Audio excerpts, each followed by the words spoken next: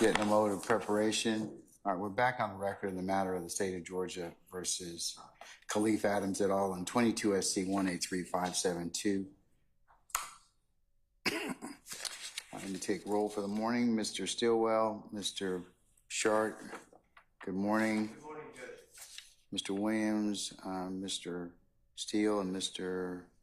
I'm sorry, Ms. Renard. Okay, all right. All right. All right, Mr. Kendrick and Mr. Weinstein, good morning. Mr. Ewing, Mr. Matthew Sr., good morning. Mr. Nichols and Mr. Harvey, good morning. And Mr. Ryan and Mr. Williams, good morning. All right.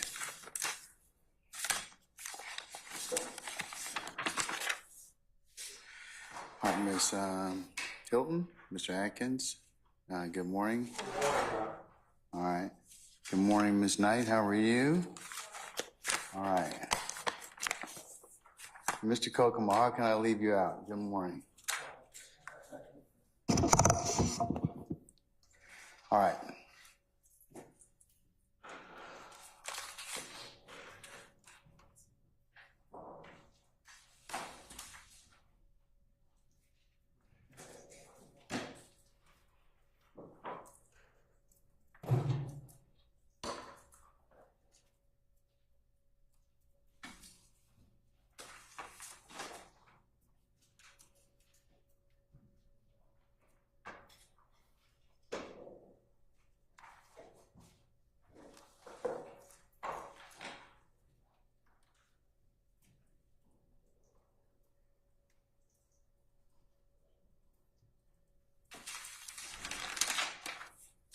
All right, counsel, as we wait on our jurors.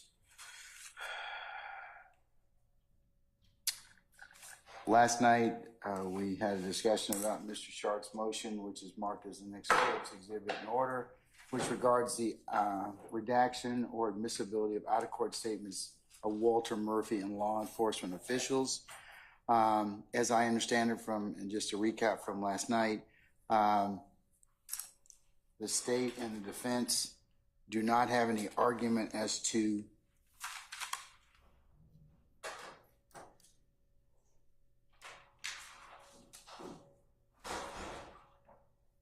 assertions D, which is the statement on August the 15th, 2015 at 44 minutes. E, August the 18th, 2015 at 49 minutes.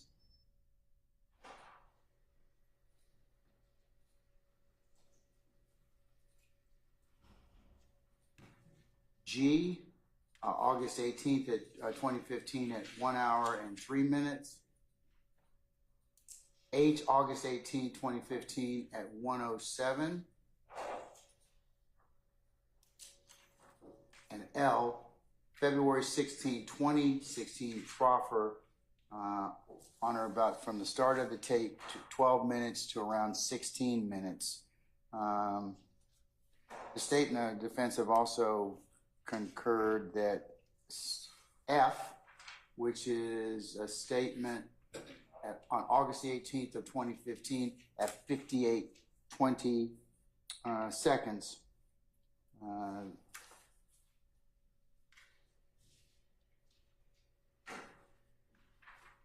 That we'll take that up should the circumstances arise.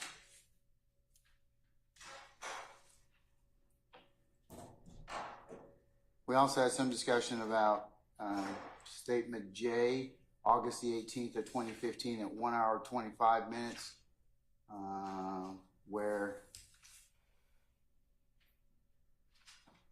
purportedly Investigator Dennis and Investigator Gaither elicit information about another police officer. Both sides have indicated that is not relevant. So the matters that I need to resolve, unless you all need to update me accordingly or correct something that I have otherwise misstated, are A, which is a July 15, 2015 statement at 31:30, where Mr. Murphy claims his life is in jeopardy because he was arrested in front of the associates of Jeffery Williams. B, July 15th, 2015 statement at 35 minutes. that Mr. Murphy alleges repeated statements that this will get him killed, and he repeats this at 48:30 and 1 hour and 20 minutes. And then C, July the 15th of 2015 at 47 minutes, Mr. Murphy's complaint that the arresting officers have jeopardized his safety by telling Jeffery Williams Sr. that Mr. Murphy was being brought down to speak to detectives. These assertions, the defendant Stillwell asserts would interject improper character.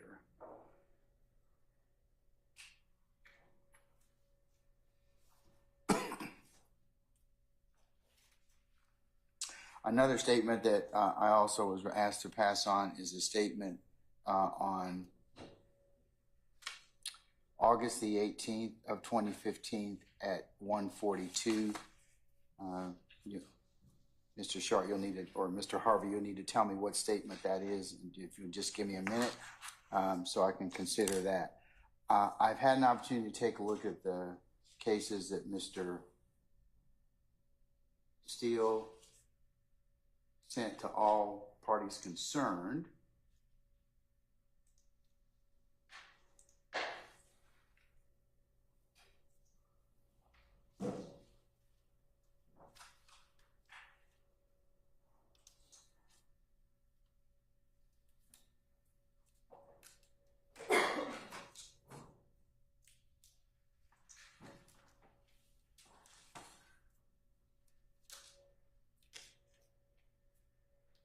So I'll also make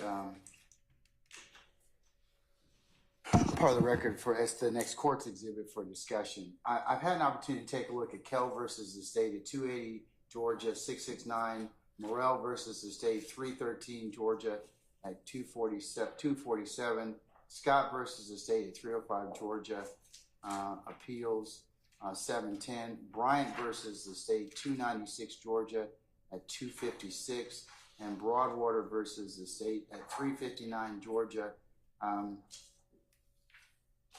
87.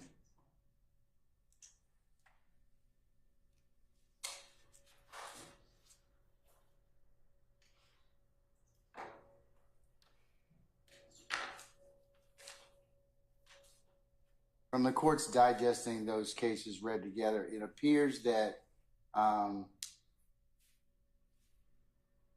and this is what I like the state to address, that if Mr. Murphy, if you're going to present evidence that Mr. Murphy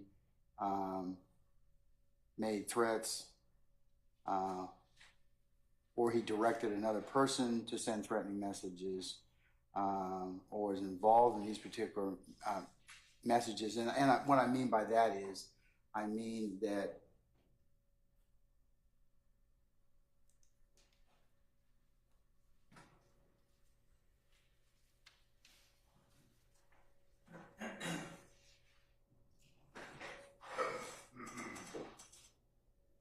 since Mr. Williams is mentioned, it would be a violation of those particular cases. Do you have some other basis that you're going to claim or argue to the court, or do you have evidence that you believe that Mr. Williams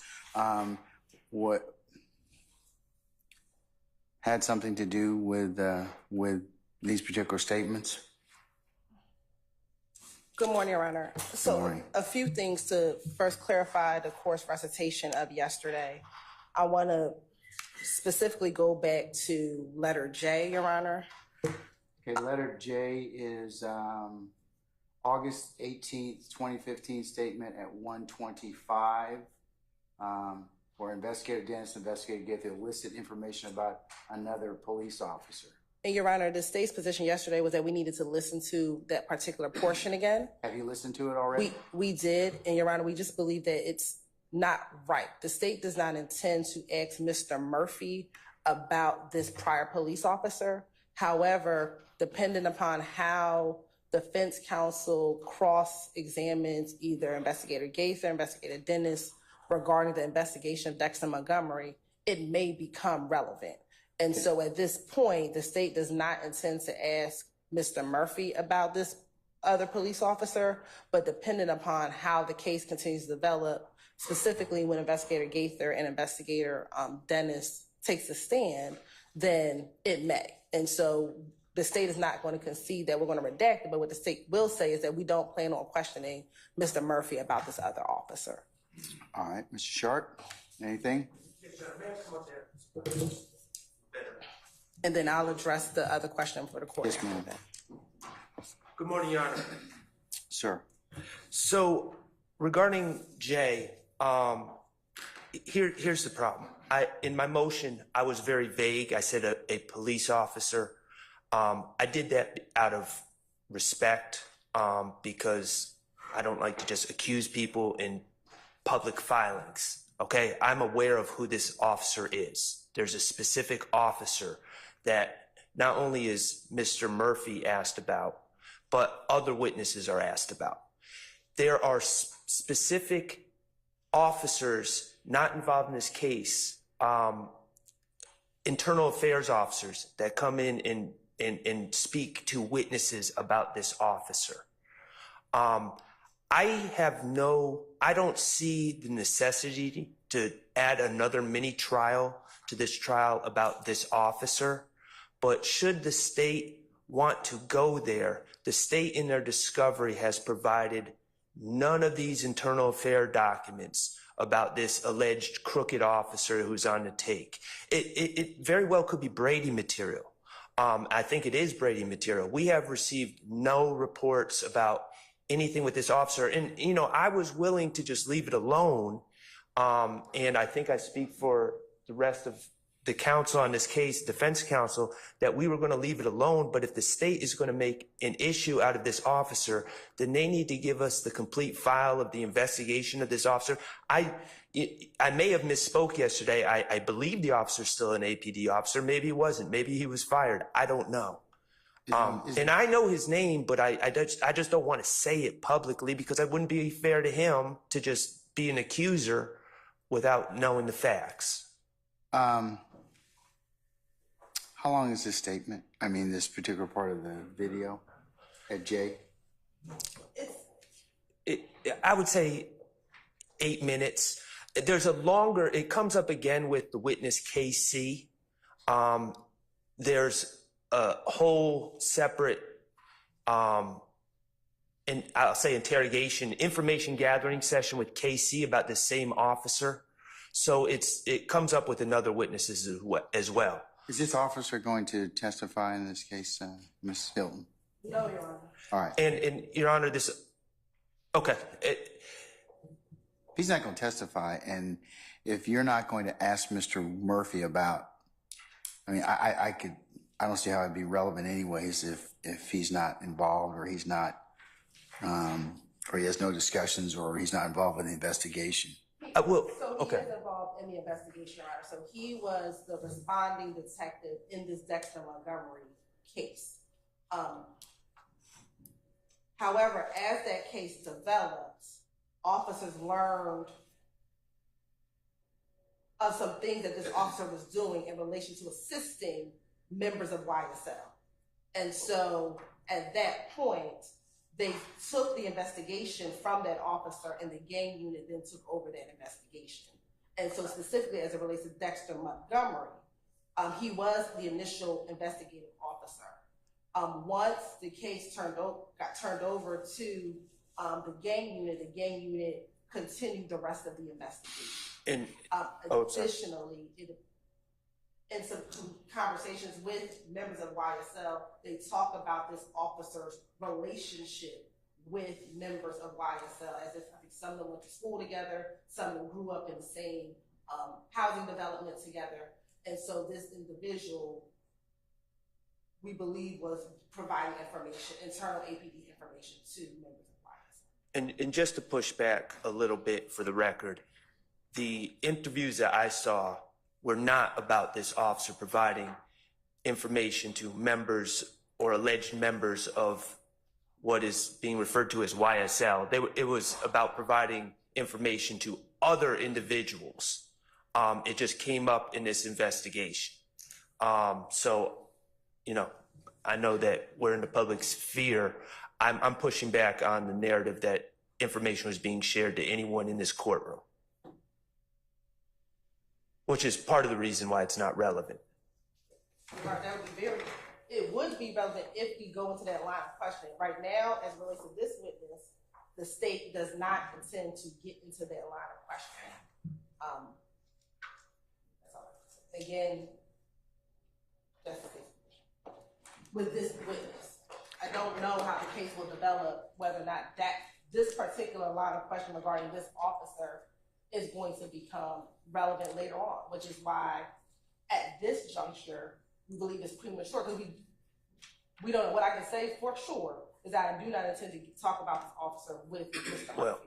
Was there pause a second. Mm-hmm. Was there an internal affairs investigation?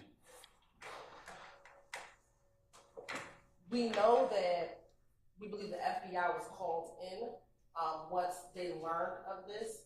I do not know if there was an internal affairs investigation, but we could certainly find out. Was the officer terminated or disciplined? We know he no longer works for the department. We do not know if that was a voluntarily or if he was terminated. I tend to agree with Mr. Sharp that you may have a Brady issue. I mean, in terms of what he said, what he may have said or done. So I think you probably should inquire that file and see if it needs to be turned over. Now, whether or not you decide to go into it, because here's the thing, that regardless of whether or not you decide to call him or not, that motivation may be relevant or be to the matter at hand. Yes, Your Honor, we can surely begin the process of trying to obtain that internal file and getting it turned over. All right, so I'm going to say right now, I based upon you all's statements to the court, that you're not going to get into that. I'll revisit it if that's the case, but at a minimum, you do need to turn over that internal affairs document. I mean, whatever's available. And if you need my assistance in doing that, or if there's there may be some other issues related to that, but that if we have to have a hearing on that issue, certainly so. But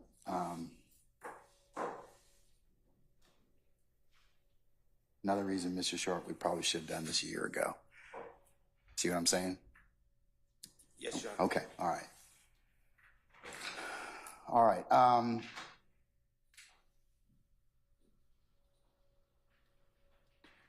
What else? I can go back to the court's initial question regarding A, B, and C. Okay. In Your Honor, I'm going to sit down. A, B, and C, quite frankly, Mr. Steele, Attorney Steele, reminded me that he also raised these issues in motion in limine number 46. So that touched in paragraph 5, which talked about these same issues, and it affects, quite honestly, it affects probably his client more than mine. So I'm going to yield to Attorney Steele regarding A, B, and C. All right. Madam, so what's the state's argument as to A, B, and C? Are you going to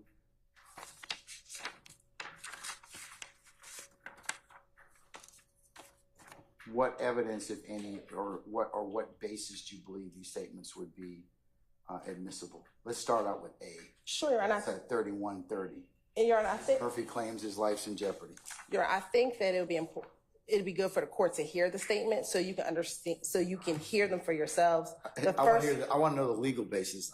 First. So there's no actual threat. So the cases that Mr. Steele cited to the court are cases of actual threats. We have not claimed that Mr. Murphy said that any of these defendants made an actual threat or a family member made an actual threat. What Mr. Murphy has done is talked about his feelings towards testifying and what he believes could happen based upon his feelings, which is proper under 24-6-622, Your Honor, which is the state of a witness's feelings toward the parties and the witness's relationships to the parties may always be proved for the consideration of the jury. And then you have to look at a 403 analysis, Your Honor. So the cases in which Mr. Steele cites are cases of actual threats in which these actual threats were offered to show consciousness of guilt. That is not the state's intentions here. The state's intentions, if this line of questioning occurs, is to talk about why he was concerned about speaking to the police generally. And what he says is, even me being here is concerning. Even me being here could get me killed. So he never said that Mr. Williams made a threat or that his father made a threat. What he said is, Mr. Williams Sr. saw me talking to you all, and that in and of itself could be an issue. Not that Mr. Williams Sr. threatened him, not that Mr. Williams Jr. threatened him, none of that. What he said was, me just talking to you here could be a reason that I can be harmed. And he was concerned, he was wavering on whether or not he should give a statement to the police.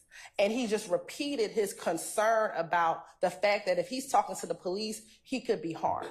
So the cases in which Mr. Steele cites, Kell v. State, Morrell v. State, Scott v. State, are all cases about actual threats. There are no actual threats here. And these cases cite to the proposition that these actual threats, the state in these cases elicited these actual threats to show consciousness of guilt. That is not the case here at all. And so based on 24-6-622, based upon 24-6-622, Your Honor, we believe that Mr. Murphy's feelings toward his gang, towards the fact that the perception he believes will happen if he is found to be snitching is relevant. It's a relevant discussion here, especially given the fact that now how he's testifying, he's given some inconsistent statements.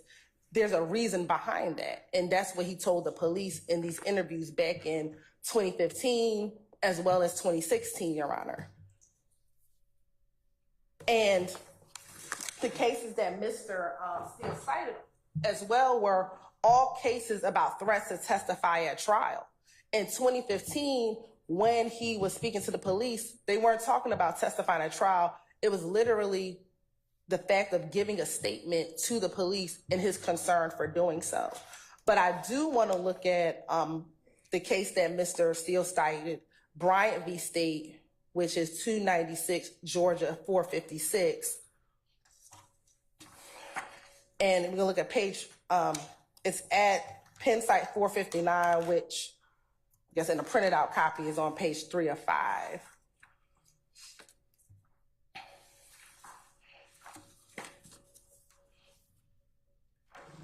And what the court said in this case is that the defendant, who was Bryant, complained that his lawyer failed to object to Foster, who was a witness, testimony that he was threatened about testifying in this case, and that as a result, he was placed in protective custody. He said the testimony, Bryant says, amounts to improper character evidence because it was not established that the threat was connected to Bryant or made with his authorization. The court said, we have said, however, that the trial court has discretion to admit evidence of a threat to a witness that is not shown to be connected to the defendant if the evidence is relevant to explain the witness's reluctant conduct on the witness stand or his prior inconsistent statements. In this case, the evidence of the threat against Foster shed light on his initial reluctance to speak with police, to give his full name, and to make a statement. In this regard, the state argued only that Foster was afraid to talk to police, not that the threat was connected to Bryant and was circumstantial evidence of his guilt. Again, Your Honor, here there was an actual threat. We're not even saying that there was a threat. All we're saying is that he talked about his concern about what could happen if he talked to police, not about testifying, not about anything else. So for that reason, Your Honor, we believe that A, B, and C actually all fall into this same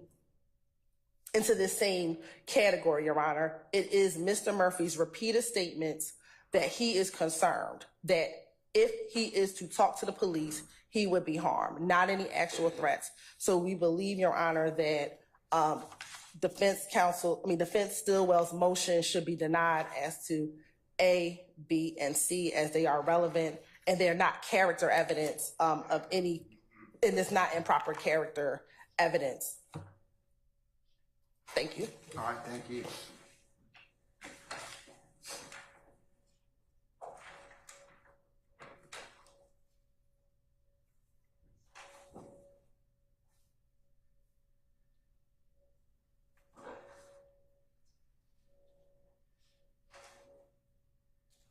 if I can add one more. Yes, ma'am.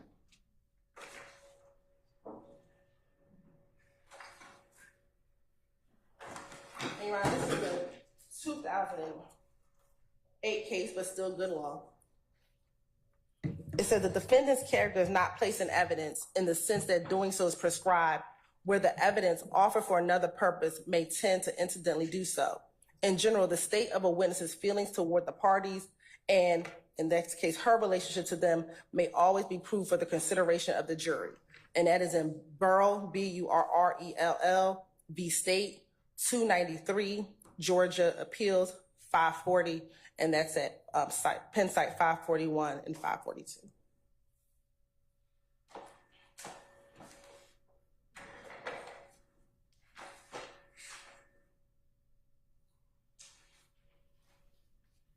All right, Mr. Steele.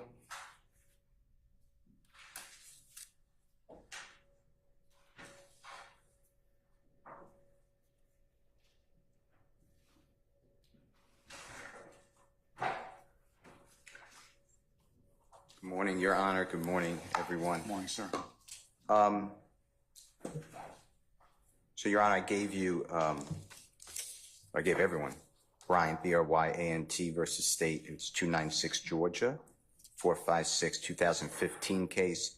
It was actually tried under the old evidence code. If you look at footnote 1, it was tried in 2009. But it seems like the cases like Morrell, which was tried in 2019, used and cited to Kell, et cetera. So I'm assuming that these are still good cases.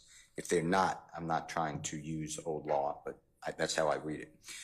So what happens is I assume that the state has come off, and the court, I heard the court clearly, so I'm not going to argue anything that doesn't tie to Mr. Williams. So clearly all those other cases would not render it admissible because it's inappropriate character evidence that someone was threatened if it doesn't tie back to the accused. So I understand the state's not going down that road, so and I heard what the court said, so I'll abandon or endorse that argument but not talk further. But in Division 2A of Bryant, as well as another case, and I apologize, Your Honor, I did not know the state was using this, but it's Canon. I don't have a good site, but it's C-A-N-N-O-N. I don't have Lexis in your courtroom. I can't get on the internet, but it's Canon. You said it's Canon v. State? Yeah, versus State. And I could give you the Supreme Court case number if that's okay. It's just one, so it should come right up. Yeah. Is it our Supreme Court or United Yes. States? And it's S as in Supreme, 10, like the year 2010, A as in Elisa or Alpha, 1055. So it's S10A 1055. And if you search that, it should come up with one case in Georgia, and it should be Canon, C-A-N-N-O-N, and it's versus State. It's decided September 20th, 2010. I'm also presuming this is still good law under the same theory, and it's Division 4.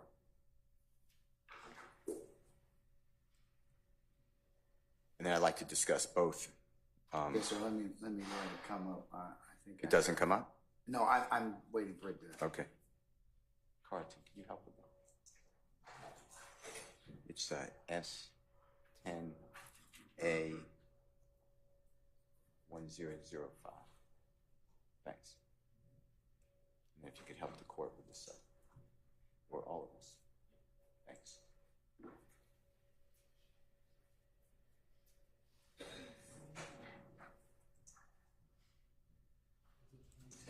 Yes.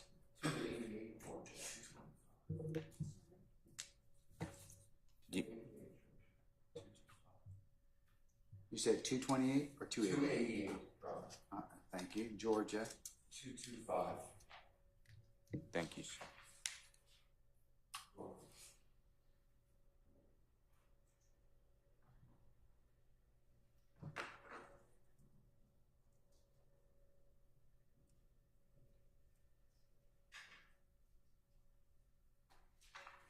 Sure, I got the right canon. When was it decided? September 20th, 2010.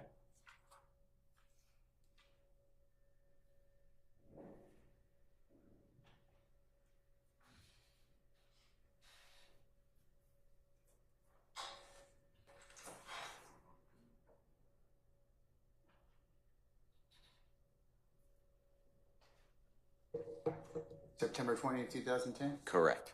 All right, I have it. And it's in Division 4, and it's going to go and coincide with Bryant versus State, which the court already has in 2015. And in Division 4. Hold on 1 second. Okay. It's 288 Georgia, 225. And Division 4. You're welcome. Thank you.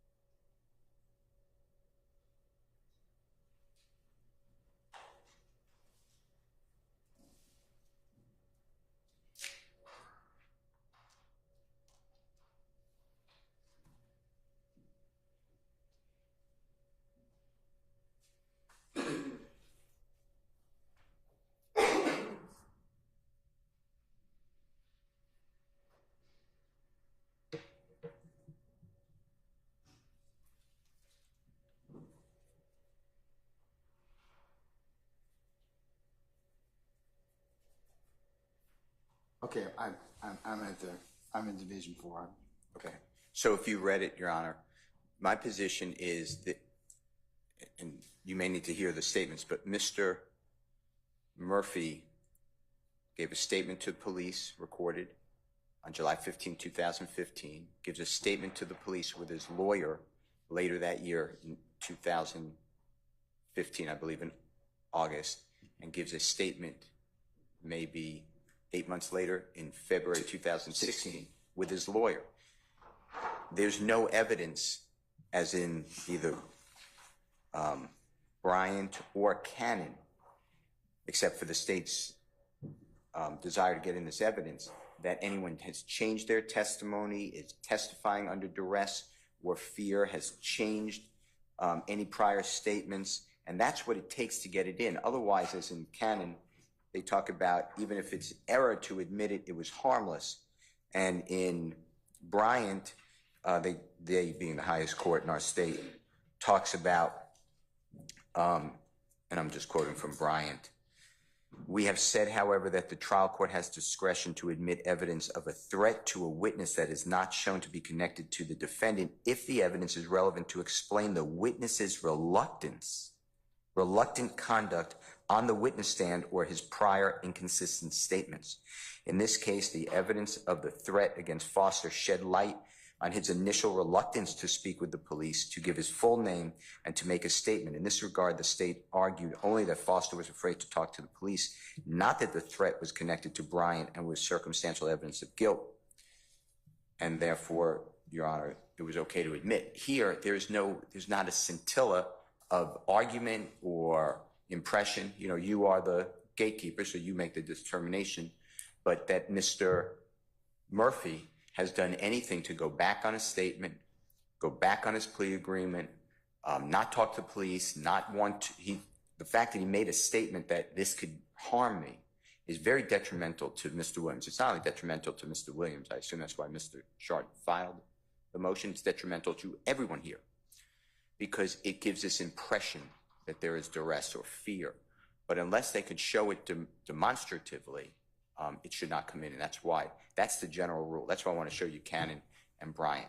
So that's my argument, and obviously it's generated by facts, so you are insulated because you're the only person on this earth who anybody's going to listen to on what are the facts, what is the demeanor. You know, no appellate court can, I guess if it's clearly erroneous, but that's pretty much a non-event because that would have to be no evidence. So my point to you is I don't see how that statement, it's very prejudicial under 403, which I know Ms. Hilton acknowledged, which obviously the courts always acknowledge. It's very prejudicial to everybody, but Mr. Williams I'm just talking about.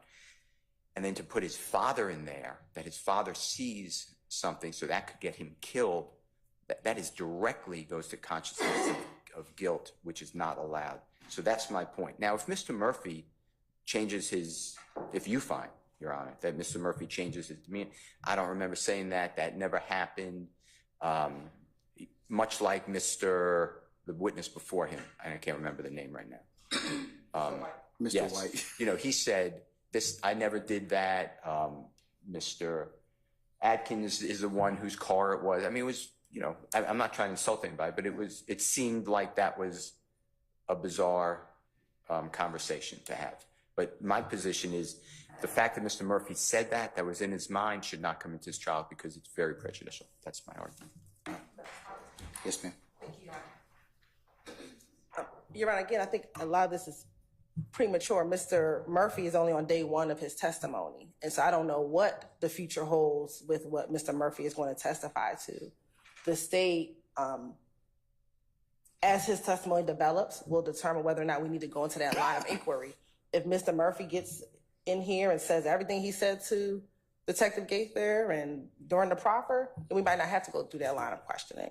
However, if he does not, then we believe that this would be a ripe area to go into as to why he is changing his testimony and why there's a prior inconsistent statement.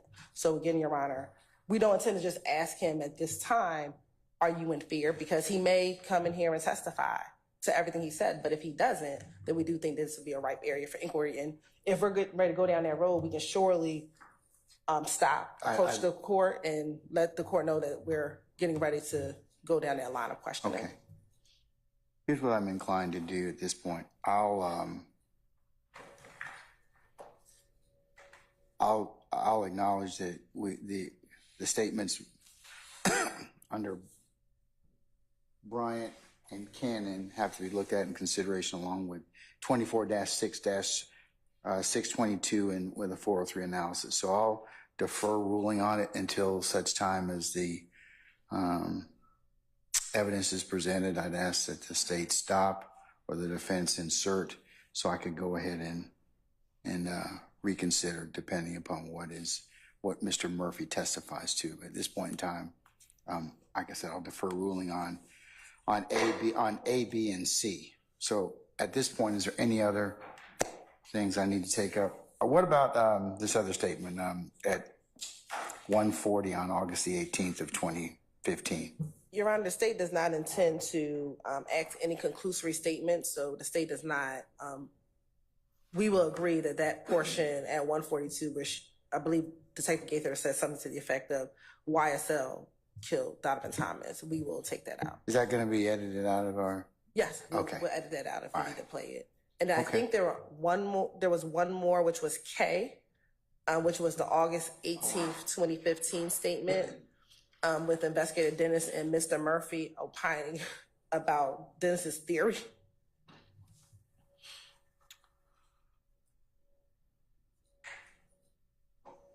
Is that the one at 132:45? 132:45, yes. All right, where both the investigators, Dennis and Murphy, opine about Investigator Dennis's theory about occupants of the bus, gunfire, easy mistake a Camaro for a Corvette.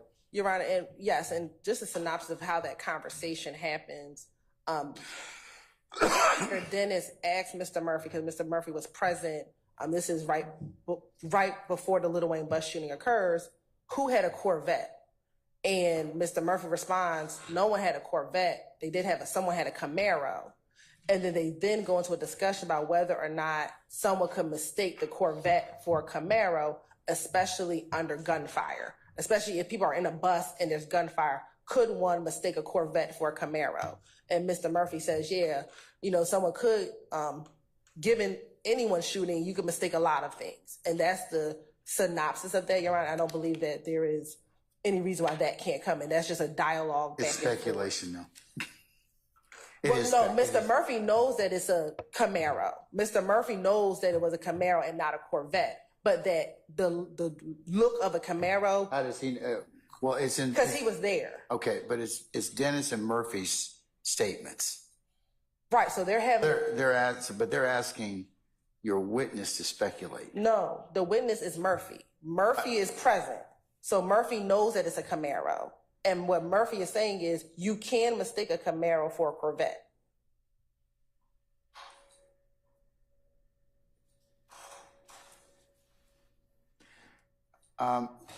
Gin it up and let me hear it. Okay.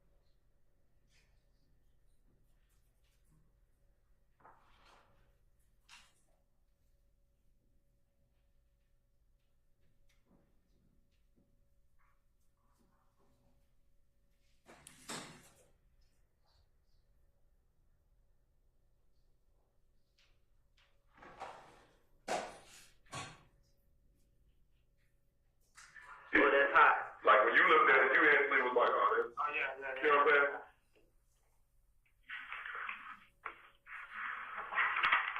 Anything else?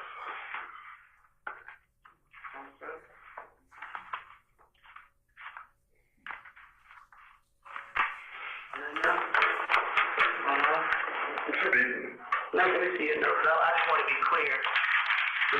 When they came back to Blue Ivory, when they met you and Dahlia at Blue Ivory, who all was in the car?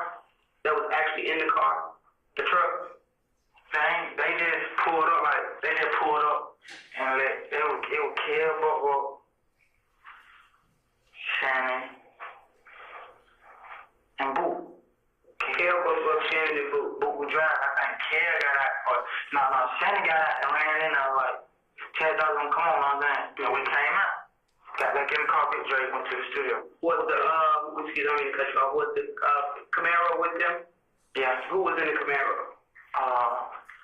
Roscoe, T4, and I think True was not too. But I think True got out and got back in his car. Now True got in. They had changed cars at the studio too. True was still in there. What kind of car did the True drive? It was some kind of box car like that. It was a Rhino. What True look like? Skinny, about 8 complexion, with dreads, Long or short? long. He dreads long, like he be having wrapped up, long, like right here, wrapped up. Okay. Who was in a Corvette that night? Was somebody in a Corvette? They probably mistaken that Camaro for a Corvette because it's so juiced up and body kit, you know, all this shit. So it would be easy for Somebody to mistake that for a Corvette, yeah. So if I was on a bus or if I was driving on the highway at 2, 3 o'clock in the morning, I could easily mistake a Corvette and a Camaro. I mean, not you the type of guy that know cars, but if you're not the type of guy that know cars, then you... Bullets flying at you, and you ducking trying to hide. Nah, it's bullets flying at you, it's gonna be hard to recognize anything because you got the cover. I don't care who you is. You don't want to get hit, so you ain't really looking. Well, after this question, and we can kind of wrap it up. And that's it. That's that portion.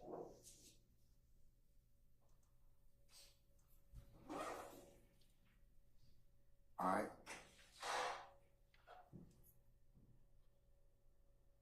It's a weight sufficiency issue. It's not really. I mean, the jury's gonna take it in context of what is being said. So, Judge, I just want to be clear. I'm not arguing that Mr. Murphy can't say what he saw or allegedly saw at Club Compound, and who he saw in certain cars or who he saw in certain cars at Blue Ivory. My issue is when they start having conversations about how easy it is to mistake a Corvette for a Camaro, and then hypotheticals about, well, what if you were on a bus getting shot at? Could you mistake a Corvette for a Camaro? That's really the province of the jury, and that's really an argument that the state can make in closing. But they're not experts. Mr. Murphy's not an expert car dealer, nor is Investigator Dennis, and they are going way beyond lay testimony. I didn't hear anything about a hypothetical. Is that? Well, yeah, he said, well, what if, he says to Mr. Murphy, well, what if you were on a bus and there's shots being fired? Could you mistake? Mr. Murphy wasn't on a bus. All this is. I see what you're saying. So I don't have any problem with him testifying to facts that he saw or he claims he saw. But when it gets into that back and forth, that just seems very improper. All right. Say anything further? Yes, Your Honor.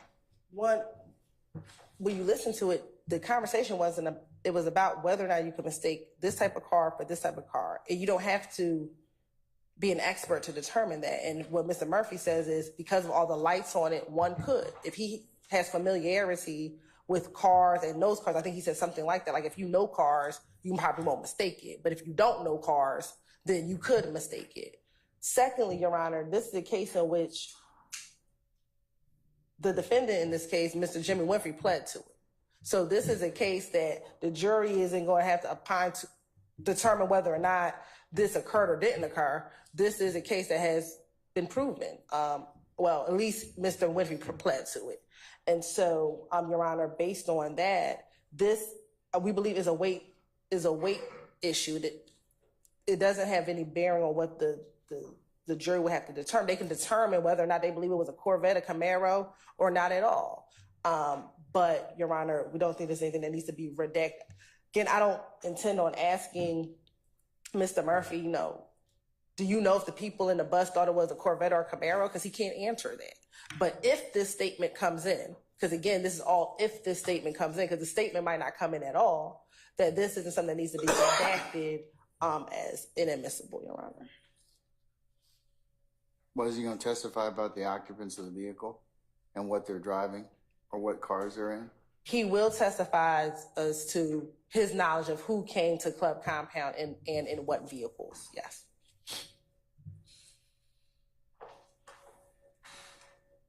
Well, we're going to ask him that question. I don't know what he's going to testify to, but we will be asking him that question with a good faith basis that he's previously given an answer. All right. What about the speculation of the car or what type of car that they're in? I mean, I'm saying that some of those statements are admissible, but some of them probably aren't. Well, the investigation, Your Honor, led to the fact that it was a Camaro.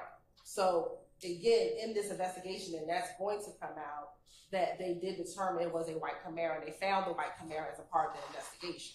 So there's no determination whether or not it's a Corvette or a Camaro. We know it was a Camaro because that car was found as a part of that investigation. I think the part that we're not It's the I think the part that we're not articulating well, to Your Honor, the context is the occupants of the bus initially stated, at least one or two of the occupants, that there was a Corvette following them. So that was the initial report. And the state is saying that Jimmy Winfrey was in a Camaro, and they found this Camaro. And it is true that Jimmy Winfrey entered some sort of plea, but all that's fine, but that still doesn't allow two people on a tape to start speculating about what other people, how they could mistake Corvettes for Camaros. All that is just argument.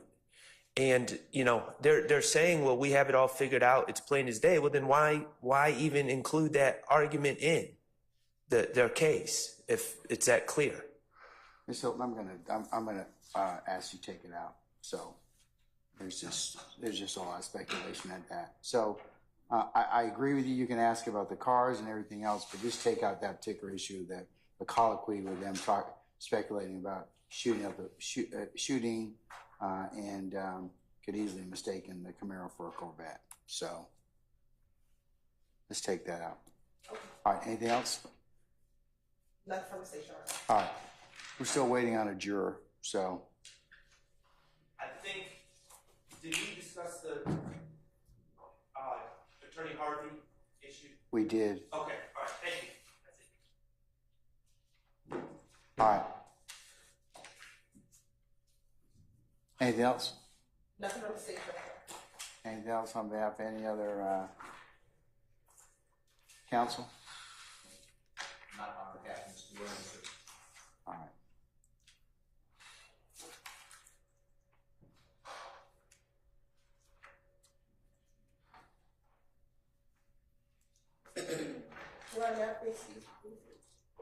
Madam, you may.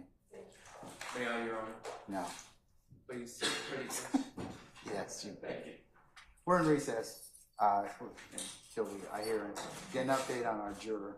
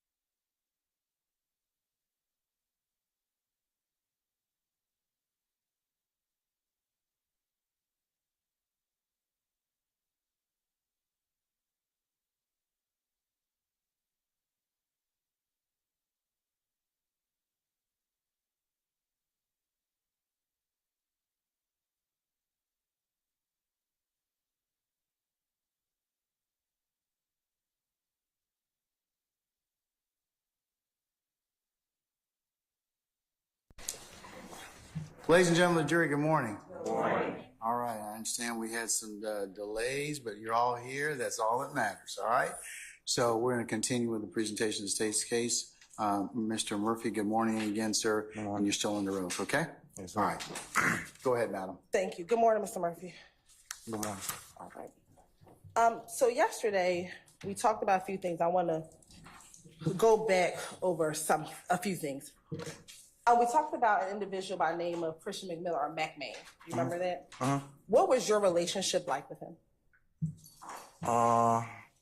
We grew up together. We were kids. I knew his family. He knew my family. We both stayed in the projects.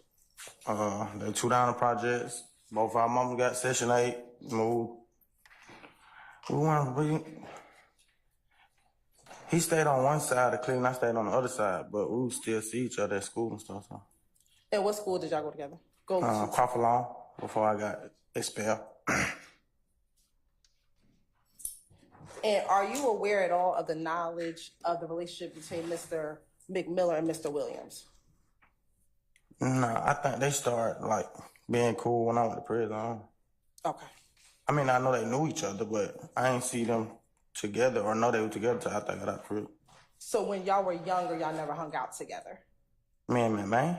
You, McMahon, and Mr. Williams? No, not like simultaneously, no. Okay.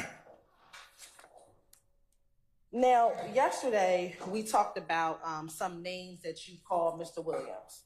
And you told me you called him Little Jeff. And I think the other name was Proom. Is that a yes for the record? Yes. Okay. Did you ever call him in 2012 and 2013, reference him by the name of Thug? I might have said it, but I ain't, that was like we on a daily basis. Okay. When you were interviewed back in 2015 and 2016, during the course of those interviews, what did you refer to him as if they asked you questions during those interviews? I can't even, I know I had an interview in 2015, but like as far as like what was said and all that, I don't really remember that. I've been through a lot, like, and I know when I did those interviews, at that point, like, I would have lied, cut my arm off to get back to my son. Okay. Do you recall never really calling him Little Jeff at all in those interviews, and you only called him Thug throughout those entire interviews? I don't recall. What did I call? Nobody in the interview. I know I had the interview, though.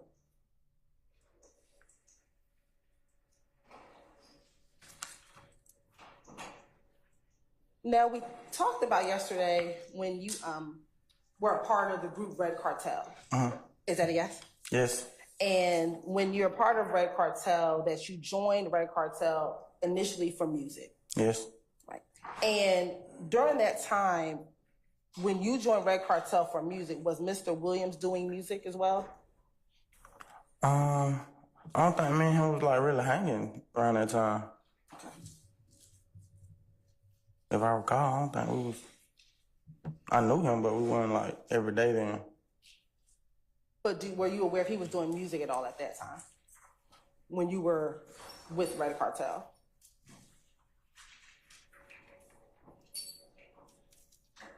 I can't remember. It's been a long time ago, man. He been doing music a long time though. Let's go back to around 2012 when you said YSL was formed. Yes.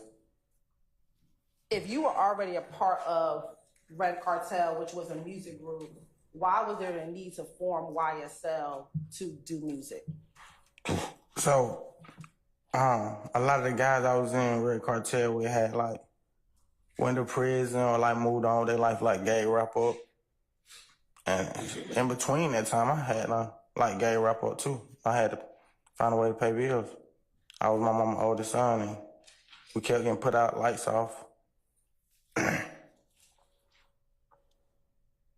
You said you had to find a way to pay bills? Yes. And what way did you find to pay bills? The streets. What do you mean? Any means. Any means in the streets. I didn't have a job, so if I had to take it, if I had to do whatever, I had to get it. I was my mama's oldest son. I was the only man in the house. And when you say you had to take it, what do you mean? Robbing.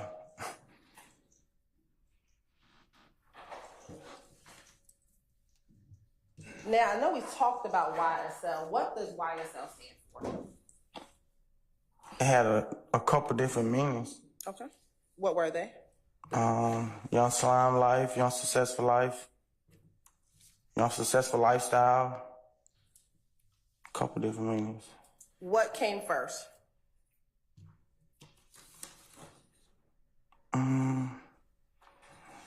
So when we made it, I don't remember like which one we decided first, but I know it came from the YSL like clothing brand.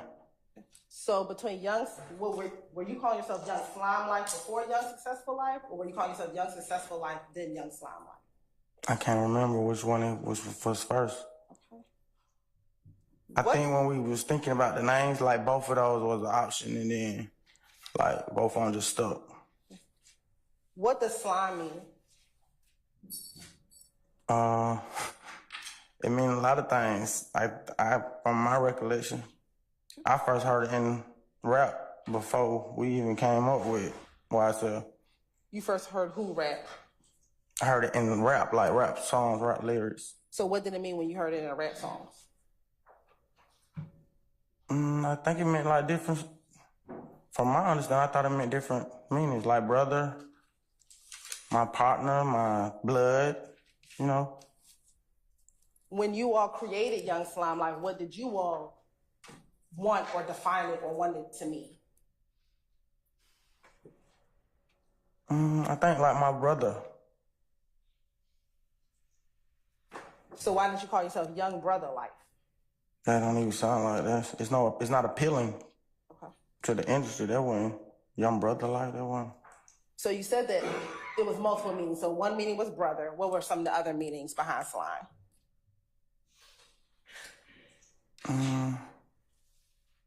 Some of the other meanings behind slime.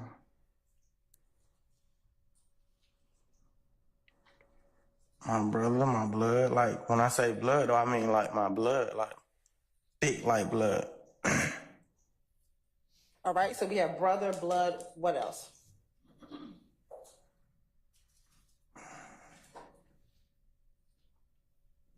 We weren't really saying it back then, but like my twin, they saying that now. That's popular now. Like my twin.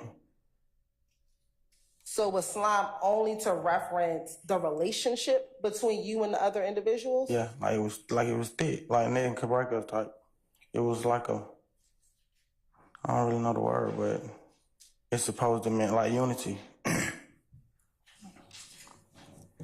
Now, yesterday, we talked a little bit about sex, money, murder. Do you remember? Yes. When it came to the formation of YSL, were you YSL before you were claiming SMM, or were you SMM before claiming YSL?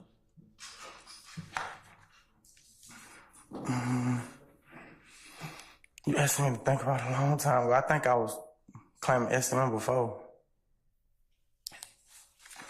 I'm calling myself SMM before. Is that what your answer is? Yes. All right. Do you recall giving a proper statement back in February of 2016 here in the courthouse?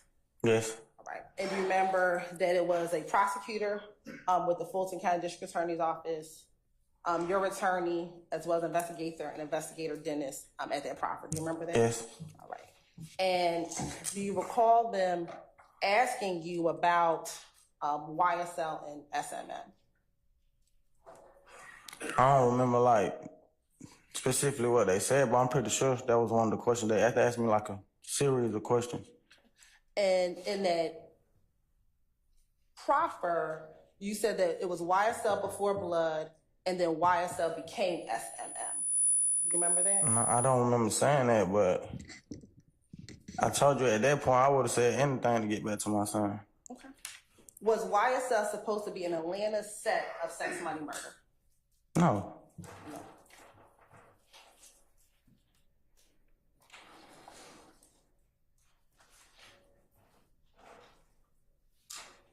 Was there any decision by you, Slug, Little Jeff, about not going under or being a part of the sex, money, murder structure? I don't think it was like sex money. I think it was like being blood, period. I recall something like that, though. Like a conversation like that. At the same time, we was coming up with all of it. And when you say you recall a conversation like that, what I think I was one of the ones who was saying we needed it because I had already been calling myself blood. And I knew, like, it was other big rappers that was calling themselves blood that made it easily. So you wanted to be under the SMM structure? The blood structure. I felt like that would have brought my, like, publicity or whatever.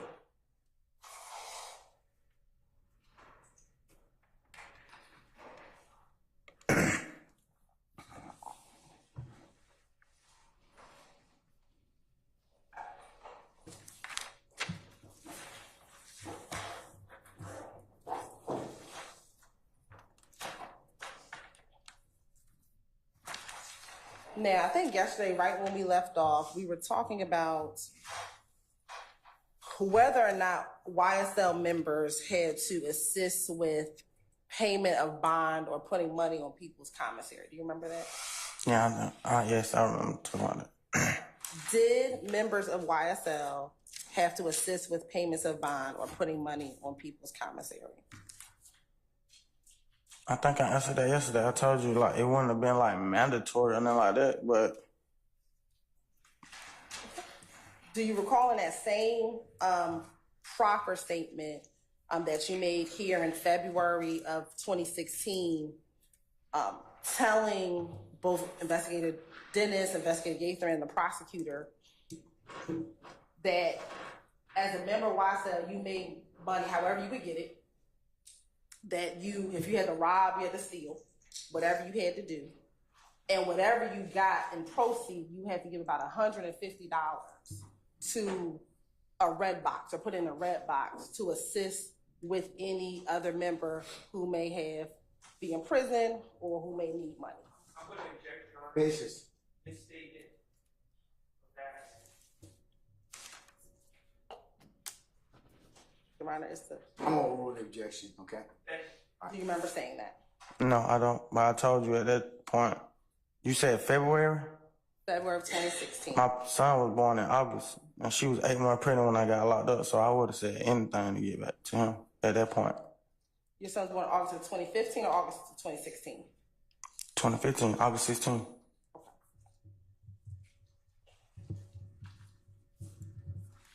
But during that proffer agreement or that proffer conversation, were you just given information about the crime for which you were arrested for? Were you given information about that? Can you ask that again? Sure.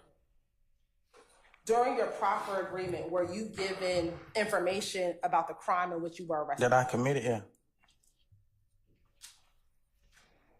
And were you given other information about YSL, the gang? I don't remember doing that, but I told you at that point I would have cut my arm off. I would have lied to anybody to get back home. And why would that particular lie about what YSL did as far as money help you get home? I don't know. I don't remember. I just probably was saying it, thinking it helped me get back home. I don't know. So are you saying that did not occur when you were part of? I don't remember it. I know I had an interview though. They asked me a series of questions. I don't remember the questions. Let me ask and I don't remember my answers to the questions. Let me ask a better question. Are you saying today now that you did not have to give $150 and put into this red box? I never did that. You never did that. Did other people do that? Not by my knowledge. So why would you say that during that interview? Trying to make it. I'll sing the objection.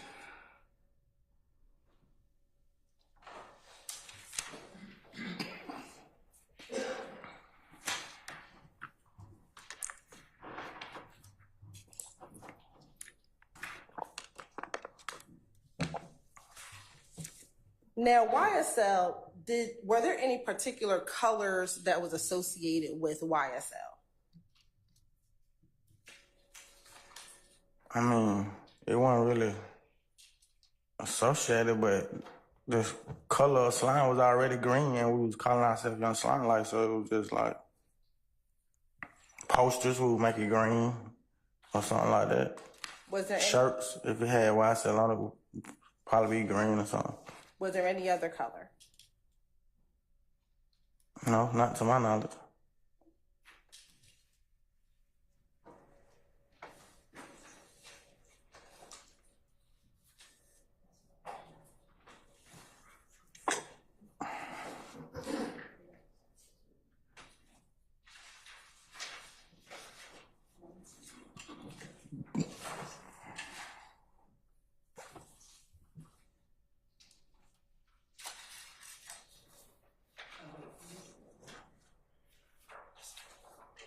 I'm gonna show you what's already been admitted as 116. Do you remember that from yesterday? Yes.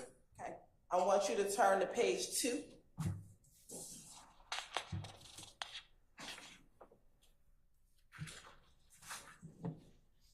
And I want you to go to number 6.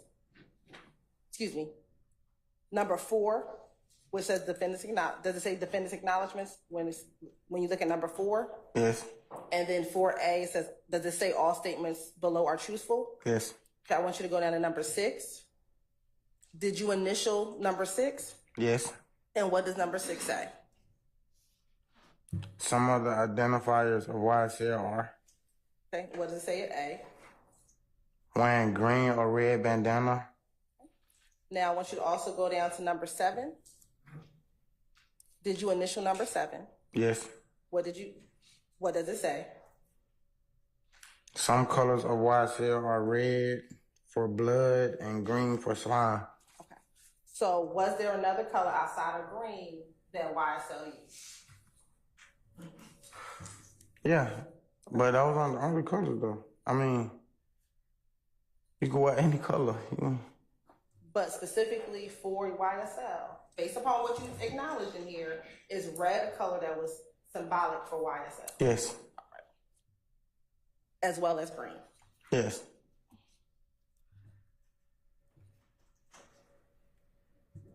When you founded YSL, did you have particular hand signs that you all used? Yes. What were they? You can show the jury. It was just a hand sign. It's just 3 fingers. Is that the only one you had? Yes, to my knowledge. Okay. I want you to go to page 3 of your factual acknowledgement.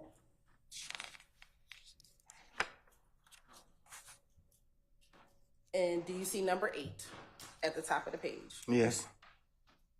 Did you initial number 8? Yes. Okay. And what does number 8 say? YSL used several hand signs,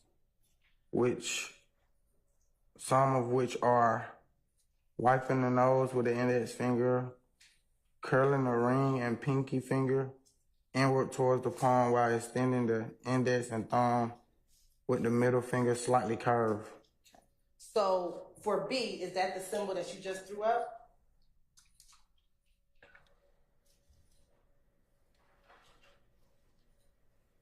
Yes. Okay. So then A, is that a symbol that you all used? Yeah, but I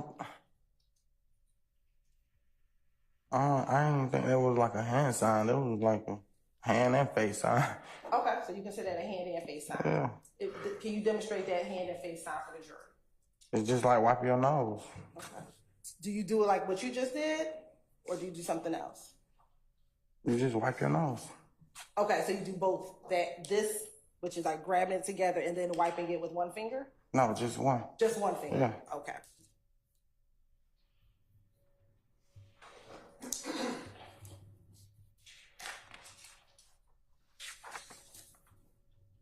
Did some members wear clothing articles symbolic of YSL? Did some, you mean like the designer or? No, not the designer. Well, did people wear YSL the designer back in 2012 and 2013? Yeah, it's a popular brand. Okay. What about shirts that just talk about YSL, not the designer, not Yves Saint Laurent, but YSL Young Slime Life? Yeah, we promoted the record label with shirts that said YSL. Before there was a record label, were you having shirts that claimed YSL on there? I ain't really sure what year it became a real record label, but yeah. Okay. So you're saying before it became a record label, y'all wearing shirts that had YSL? Yes. And did some individual wear jewelry that had YSL or slime? Yes. Black. Yes. Is there any, right there. Yesterday we talked about black. You remember us having a conversation about black? Outside of black, was there any other language that members of YSL would use?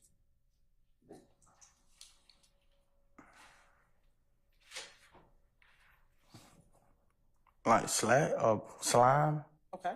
Anything else? Not to my knowledge, that was it, I think. Members of YSL, what would they refer to Cleveland? What would they say about Cleveland Avenue? What would they say about Cleveland Avenue? Let me ask a better question. Did everyone always call Cleveland Avenue Cleveland Avenue? He had a lot of different names, but no. What were some of the other names in which some people would reference Cleveland Avenue? Bleeding, that was one of them. I can't remember the other ones, but I remember. And why would Cleveland Avenue be called Cleveland Avenue? I don't know. You had to ask about Cleveland. Did you ever call Cleveland Avenue Cleveland Avenue? Yes. Why did you call it Cleveland Avenue? Because I heard everybody else doing it. Did you ever ask why we are calling Cleveland Avenue Cleveland Avenue? No, you don't ask questions like that. Why not? You just don't. Well, I didn't.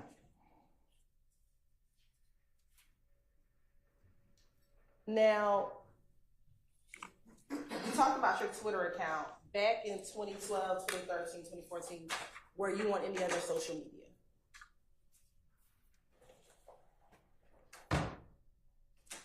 Yeah, I think I did have like an Instagram. I probably had a Facebook. I probably had all that back then.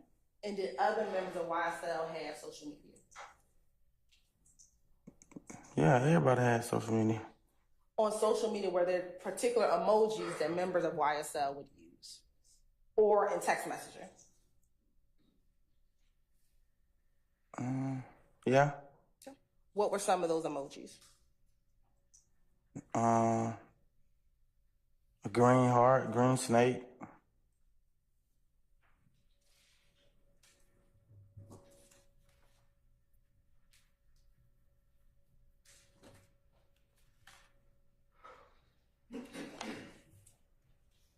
Are you looking at your acknowledgement to see the other ones you acknowledged? No. Okay.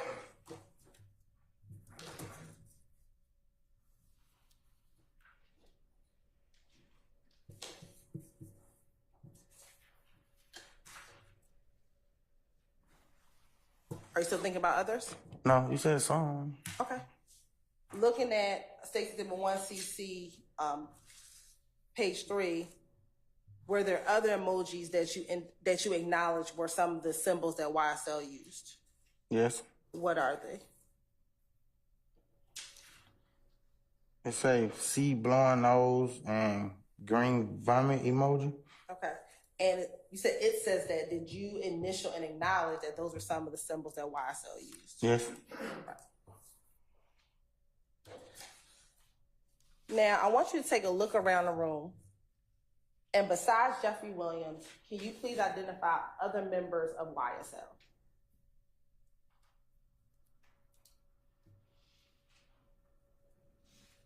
It's a lot of people.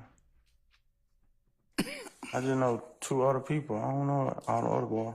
Okay. Who are the 2 other people that you know in this room that are members of YSL? I know Yak and Shannon. And when you say Yak, if you can identify who you're talking about by article of clothing that he's wearing. He got on a gray vest. Your Honor, let the record reflect that Mr. Murphy has identified Mr. Kendrick. Yes, shall. And you said that was Shannon? Mm-hmm. Is that a yes? Yes. What is Shannon wearing? I can't really see clothing, but he's sitting next to the dude in the back with the blue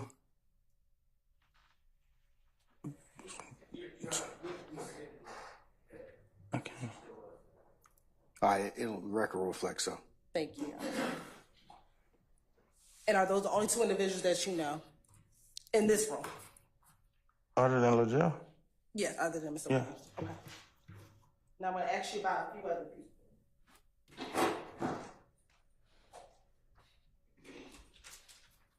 Do you know if an individual by the name of Khalif Adams, also known as Bobby Hunt, is a member of YSL?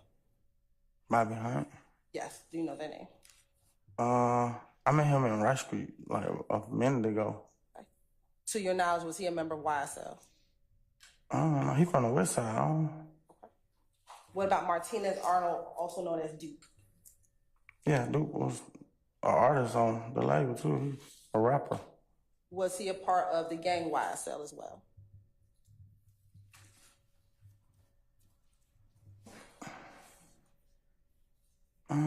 I mean, yeah. Have you heard of an individual, Durante BB, also known as B or B? No. Okay. What about Damone Blaylock, also known as Bolly? No. Javoris Bradford, also known as Tuda? No. Justin Cobb, also known as Doo-Wop? No. Cordarius Dorsey, also known as Polo, or also known as Juicy? No. Christian Eppinger, also known as Briss? No. What about Miles Farley, also known as Slaughter or Little Miles? I remember him from like a long time. I know his daddy. Do you know him? No, not like cordial. No. We say not quarter. Do you know him to be a member of YSL? No. When I remember him, he was in school. Were you all in school at the same time? No, he probably 10 years younger than me or something like that. He's much younger than you. Yeah. What about Javon Fleetwood, also known as Fortran, also known as Psycho? No. Demekion Garlington, also known as D or also known as Scarface? Yeah, I know Scarface. Okay. Do you know him to be a member of YSL? I don't know. He from the West Side too. I don't think he was YSL. I think he was Objection, Your Honor, causes speculation. A standing objection. Form of the question. Do you know if he was a part of another group? I think he was with McCannaville. I don't really know if he was with nobody else. What about Quantavious Greer, also known as Uncle? I know his family. How do you know his family? I grew up with him. And is he related to anyone? Is he related to Mr. Williams? Yes. Objection, Your Honor, relevant. Overruled. How is he related to Mr. Williams? That's his brother. Was Unfunk a part of YSL? Umfung was in prison when we came up with YSL. I don't see how that would coincide. Okay. When he got out of prison, do you know if he was a part of YSL? I was in prison when he got out of prison. Okay. So you're passing across on the street. Until you put me in Rush Street with him. Okay. Marquavius Huey, do you know that name? Or Quay? No. You talked about Yet Gotti. What about Sergio Kitchens, also known as Gunna? No. Never met him a day in my life. What about Woody Lee, also known as Slime Life Shorty?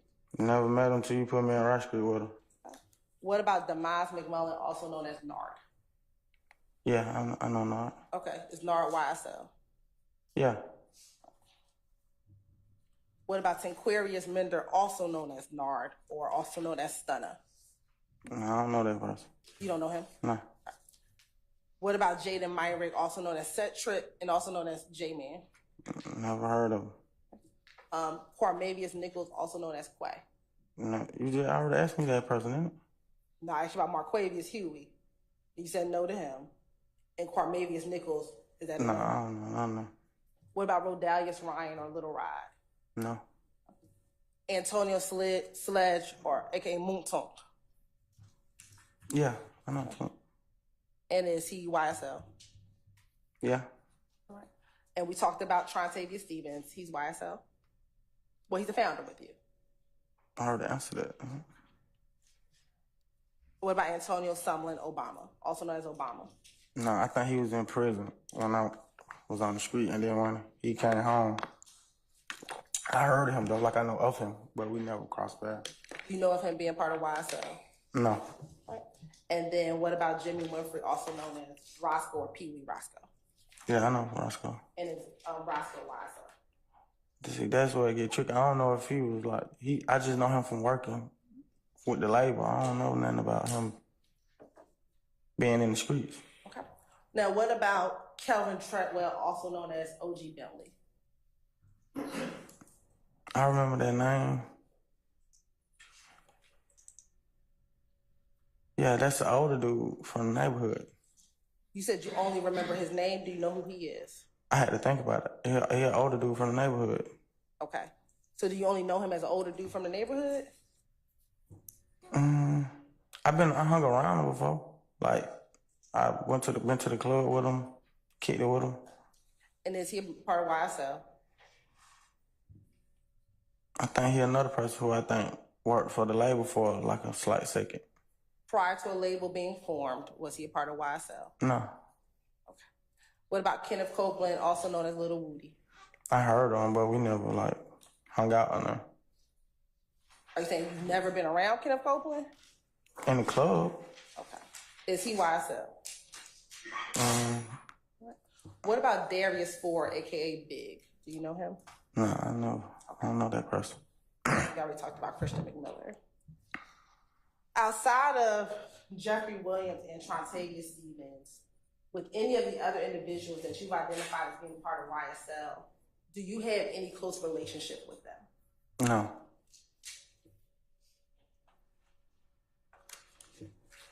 I'm going to show you.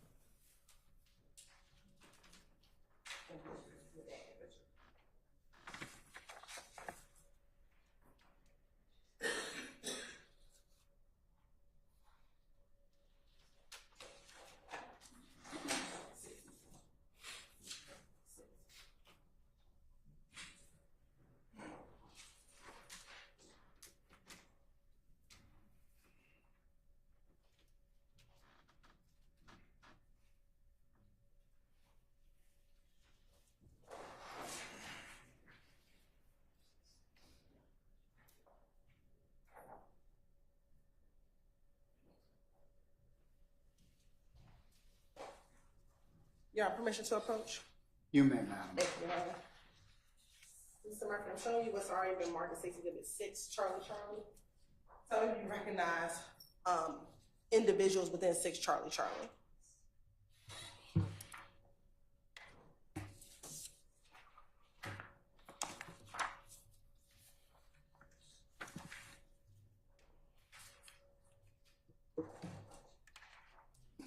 Yes. And how do you recognize the people in 6 Charlie? What you mean? How do I recognize them? Like, How do you know them? from being around them. Okay.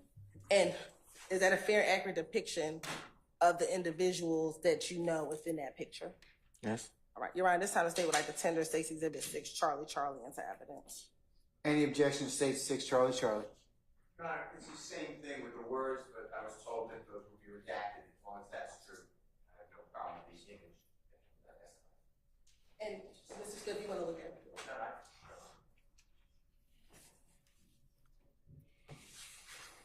All right, 6 Charlie, as redacted is admitted and may be published as you see fit.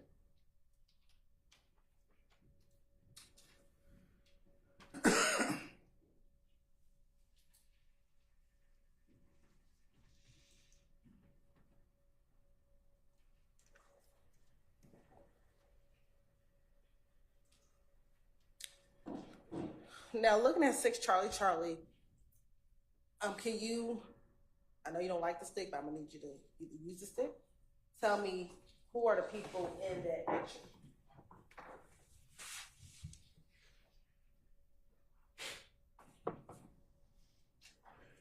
I don't know who that is in the back. But Which in the back? This person here? yeah, I don't know who that is, but that's me in the green, and then that And then a white shirt. That's Dolly. Right here is Dolly? Uh-huh. Okay. Do you know who that other young lady is to the back? I think, yeah, that's Dora. Okay. And is that the same Dolly and Dora that we talked about yesterday? Mr. Williams' sisters. That I grew up with? Yes. Yeah. Now we'll also show you Mr. Murphy what's already been admitted as 18U.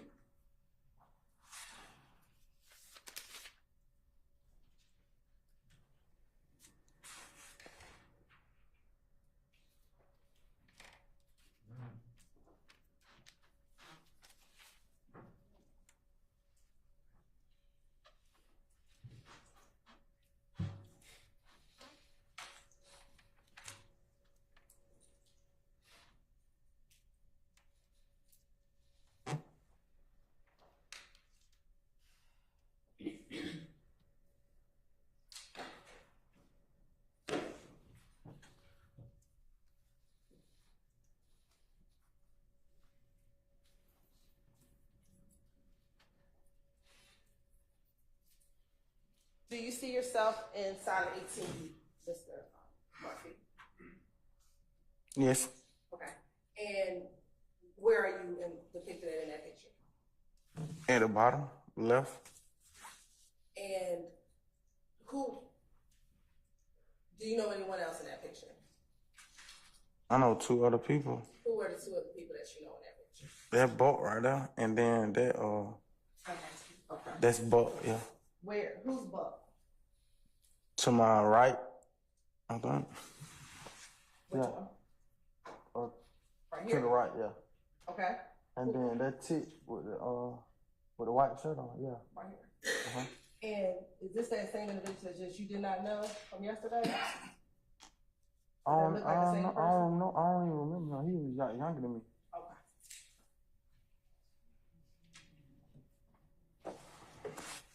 Right. I'm going to also show you 18U.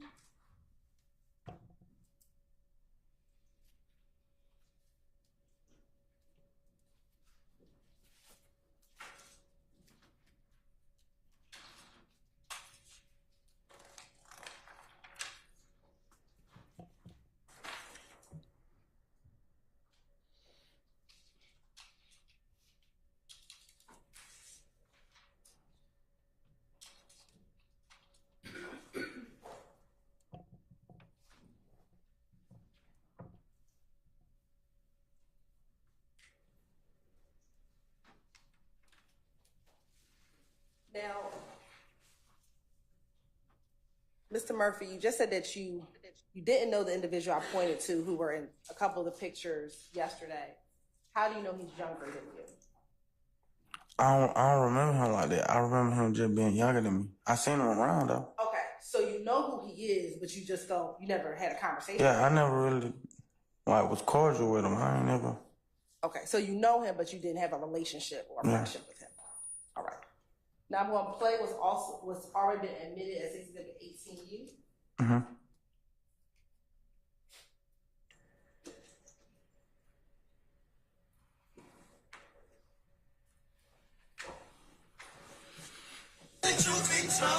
YSL won't fuck.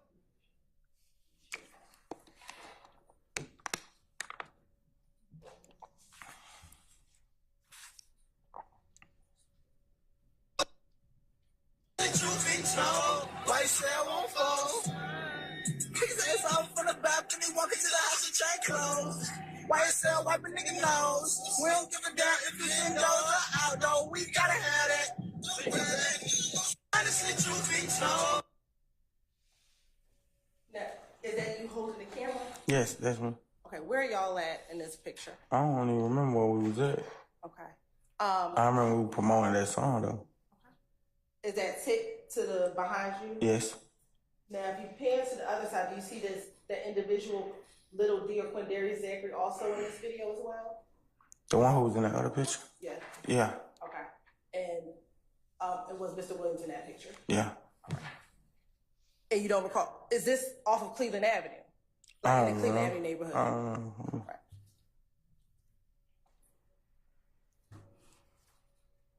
Now, we talked about a number of different names of individuals, whether or not they are YSL.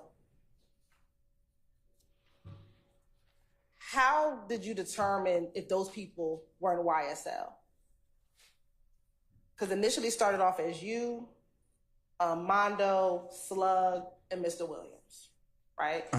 But there are a number of different names that we just talked about. How did Shannon become a part of YSL? I just remember him from being at the studio rapping with us. So, I mean, that's how I even met him, at the studio. And at the club promoting.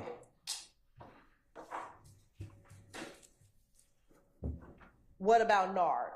How did he become part of YSL? The same, promoting, being with us. So if you promoted, was that the way to automatically become a part of YSL? In my world, yeah. Now, in this song, is it EU or you? This is the video that just played. What was the song title? What was the song title? I can't remember. It's a lot of songs. It talked about wipe a nigga nose. What did that mean? It's called Ill Ill. It's called Ill Ill. Yeah, okay. I had to think about it. In there's a verse about wipe a nigga nose. What does that mean?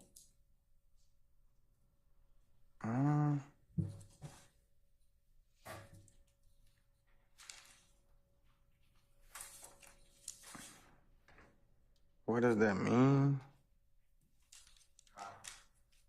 Since there's a long pause, I'll object to speculate what someone else's thought or lyric means. I stand the objection. What was your understanding of what wipe a nigga nose meant? Right, when you wipe your nose. I stand as the form. You can lay a little more foundation. Sure. down. In that video, were you rapping the lyrics to that song? Yes. Okay. And in rapping the lyrics to that song, what was your understanding of what you were rapping? I just wrote a lot of songs. I like music. If I like the beat and the lyrics, then I just rap it. I don't really think about what it means. Right. Mr. Murphy, you have tattoos on your body? Yes. Okay. A lot. A lot. That I regret. You regret? All right. About how many tattoos do you have? I don't know. I ain't never counted. Okay. So we're going to talk about a few of them, okay? Okay. All right. In the front of your face, do you have a tattoo with the letters DK? Yes. All right. And when did you get that tattoo? Boy, I cannot remember. Was that one of your first tattoos? I don't even remember my first tattoo. I've been had it though. Okay. I can't find a picture or nothing. My mama don't even got a picture with me without it. Okay. So about how old were you, do you think, when you got the tattoo? No, I started getting tattoos in middle school. And why did you get DK tattooed on you? That's my name. Why did you choose that placement in the middle of your forehead for DK? Because I wanted to be a rapper and I seen rappers doing it. Is there any reason why the K is backwards? No, I just wanted to be different.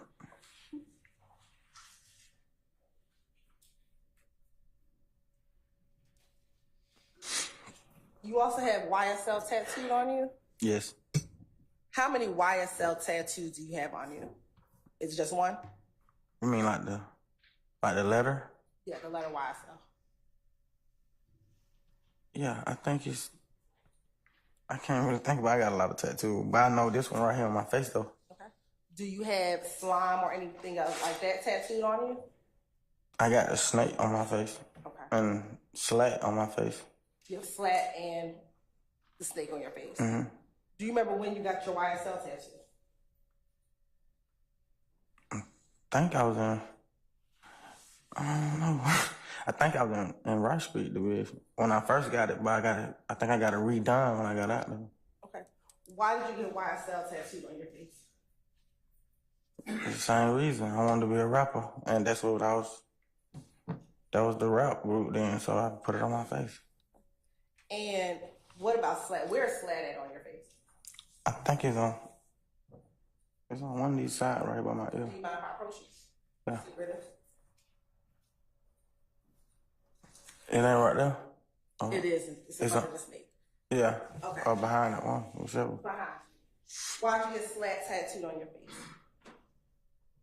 The same reasons. There was like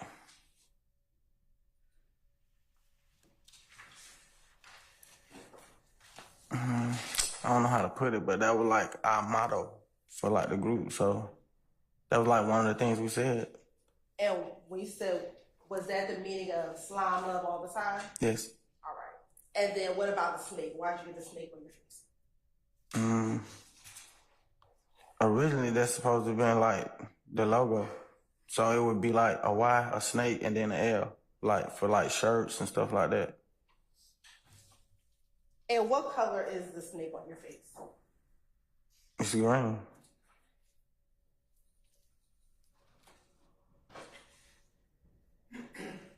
Do you have successful tattooed on you at all? No, I got a lot of tattoos. I don't remember getting that one though. And do you have successful tattooed on your face?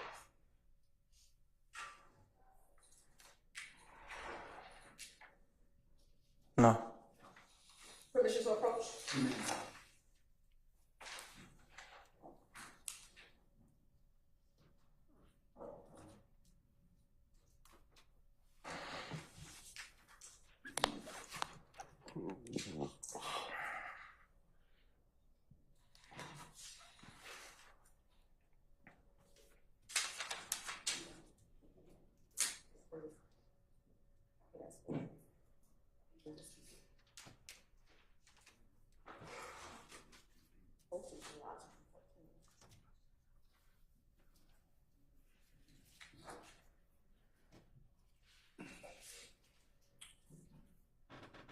Permission to approach? You may, ma'am. I'm sure he was going to mark the Stacy Exhibit 2, Charlie Charlie. Do you recognize Exhibit 2, Charlie Charlie? Yes. And how do you recognize Exhibit 2, Charlie Charlie? That's me. Okay. And is that your Instagram handle?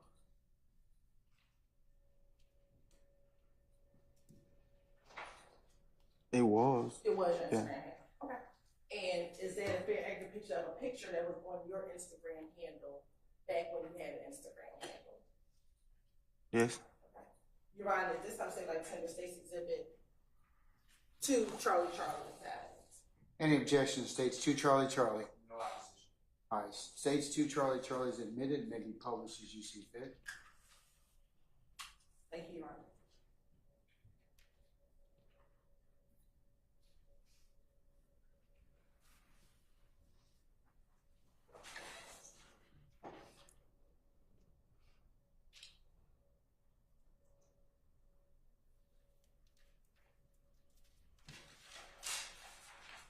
Now, looking at State's Exhibit 2, Charlie Charlie, back in July of 2014, when this Instagram post was posted, what was your Instagram handle?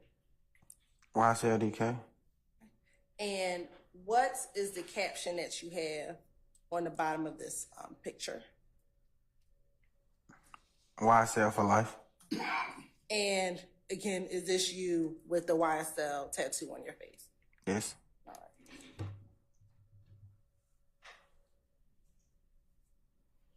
Thank you. Do you also have a tattoo, Haiti, on your face? Yes. What was the significance of tattooing Haiti on your face? That's little Jeff's daughter now. Okay. So did you tattoo that in honor of his daughter? Yes. Okay. Do you recall when you got that tattoo?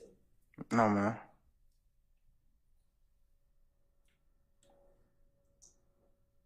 Do you recall, I don't think I asked you if I did, please forgive me, when you got the snake and the slat tattoo on your face?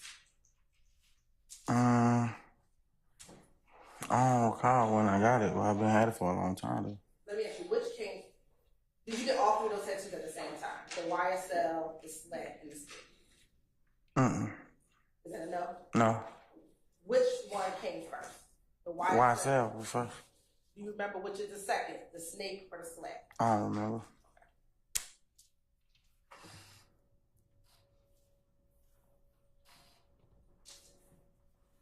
Your Honor, permission to approach. Yes. With a member of the defense. Yes.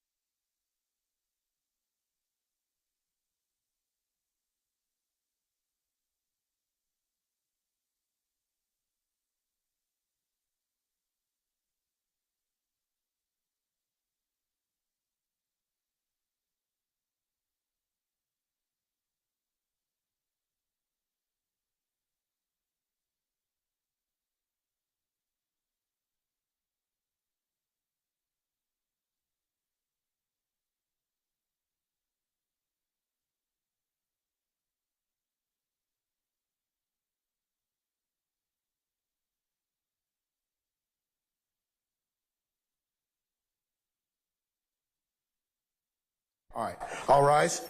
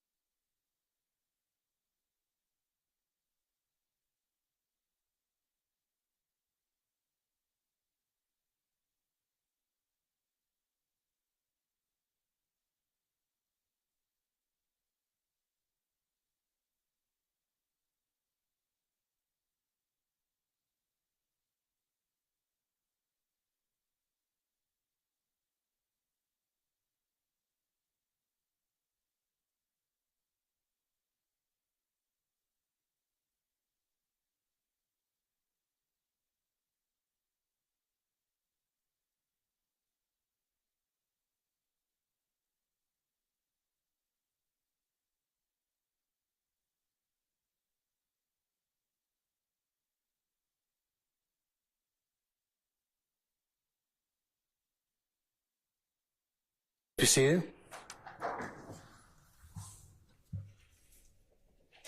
All right, Ms. Houghton, you may continue with the examination. So my last question on your tattoos, particularly YSL, the slat, and snake. Why did you choose to get it on your face versus another part of your body?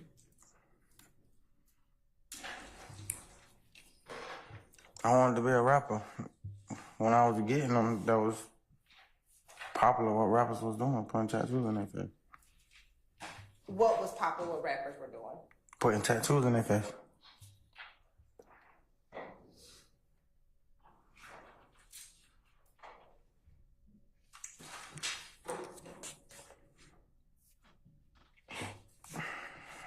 As a founding member of YSL, and I'm talking about when it evolved into the gang, what was your role in YSL? I was just rapping. I didn't have a role like a... So when you said it evolved into a gang, what's your distinction between a rap group and the gang? I don't understand that question. Sure. Can you dumb it down? In the plea agreement on page 2,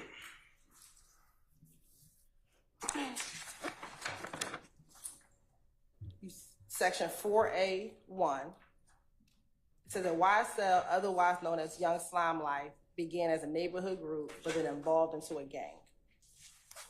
So if it changed from a group to a gang, what was that distinction? What was that change?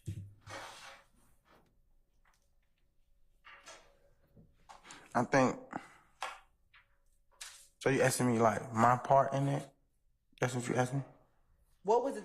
Why did it become? Why was it a group first, and how did it become a gang?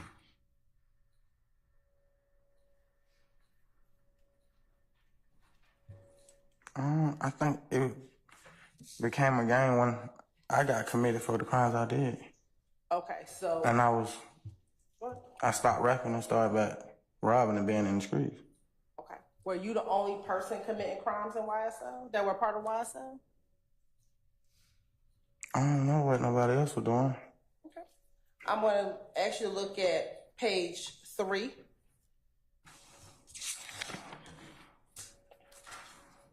And number 11. Mm-hmm. And we'll wait for it to scroll down. Can you read what it says? Members of and associates of YSL have committed crimes in furtherance of YSL, and these crimes included, but are not limited to the following: murder, attempted murder, aggravated assault, robbery, theft, illegal drug possession, illegal firearm possession. Okay. And then I want to go to page 4. And I want you to read number 12. I have personal knowledge that members and or associates of YSL participated in or contributed to YSL by committing at least one of the acts listed in 4A. Okay. It says 4A12, but listed in what was before. So again, outside of you, are you aware of other YSL members who were committing crimes? I mean, they was locked up around the same time I was locked up, so. Okay. So who was that? A lot of us got locked up in 2015. It was like, majority of all of us got locked up in 2015. Now,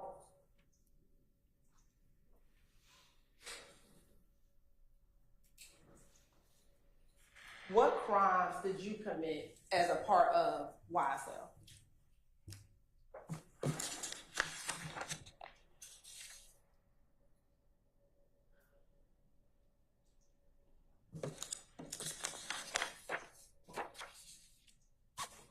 I had a series of charges. I can't really remember. What were some of them? Attempted murder, armed robbery, aggravated assault, the ones that's listed. How many convictions do you have? I'm not sure. I had a lot of convictions. Okay. Have you been convicted with any other YSL member for any crimes? Yeah, not. And what was that for? Attempted murder.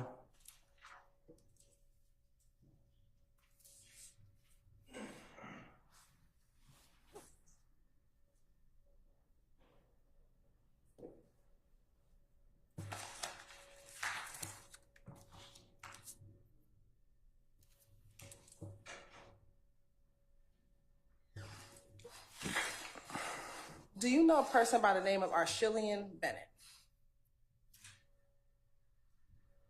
Yeah, I ain't remember her. I ain't remember her real name, but you made me remember who she was, though. When was that? When did I make you remember? When we talked that time, I don't remember the date. Okay. How do you know her? How do you know her? I grew up with her. Okay. What do you call her? Shay. And you said you grew up with her. Where did y'all grow up at? Cleveland Avenue area. She used to watch my firstborn daughter. How close in age are you and Shay? I ain't really sure. I know she was out of school before me, so she older than me. I don't know like the exact number. And you said she used to watch your oldest daughter. How back then? About how old was your daughter when she was watching her? I can't remember what age she was. She was a kid though, like a little baby. What year was your oldest daughter born? 2008 or 9, I don't know. I think 8. Whenever I was 17, she was born. So, yeah. So when you were 17, so... I think 2008, right? 2008. Mm-hmm. Do you know her to be a member of a gang?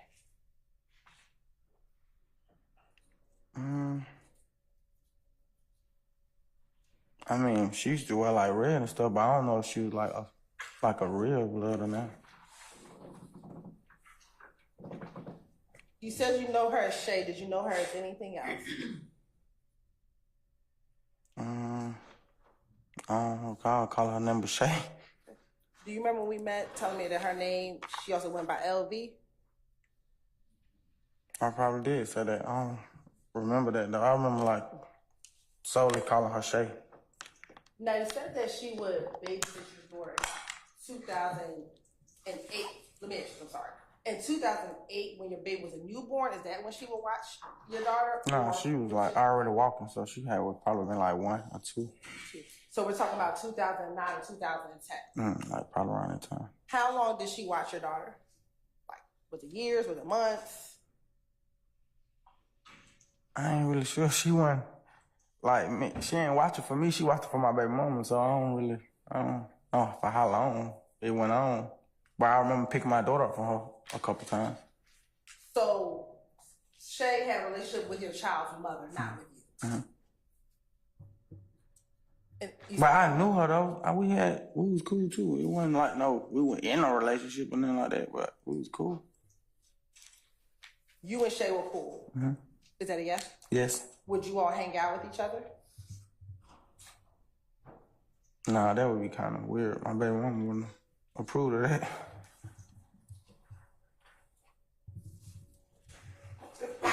God bless you. You said that you would pick your daughter up from Shay's house. At the time, if you can recall, where was Shay living when you would pick your child up from her home? In the same apartments my baby mama stayed in on Cleveland.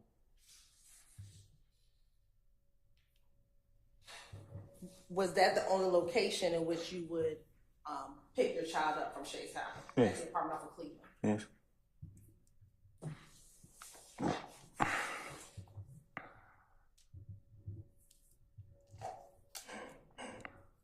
Did you ever know an individual by the name of Micah Anderson? That player, yeah, I know. I knew him. And you said that's Player? Yeah. Is that his nickname? Yeah. Okay. How do you know Micah Anderson? That's Player, as you call him. That's Shay old man. When you say Shay's old man, what do you mean? For the jury, what do you mean? That's her boyfriend. I think they got a kid too, I ain't sure. Do you know if she was watching your daughter in about 2009, 2010, do you know at that time how long her and Micah Anderson had been dating? Nah, I ain't know him then. They weren't together then. Nah, that ain't accurate. So when she was at Cleveland Avenue, she was not with Micah Anderson, to your knowledge? That's a no? No. Do you know when she met with or got with Micah Anderson? I don't know.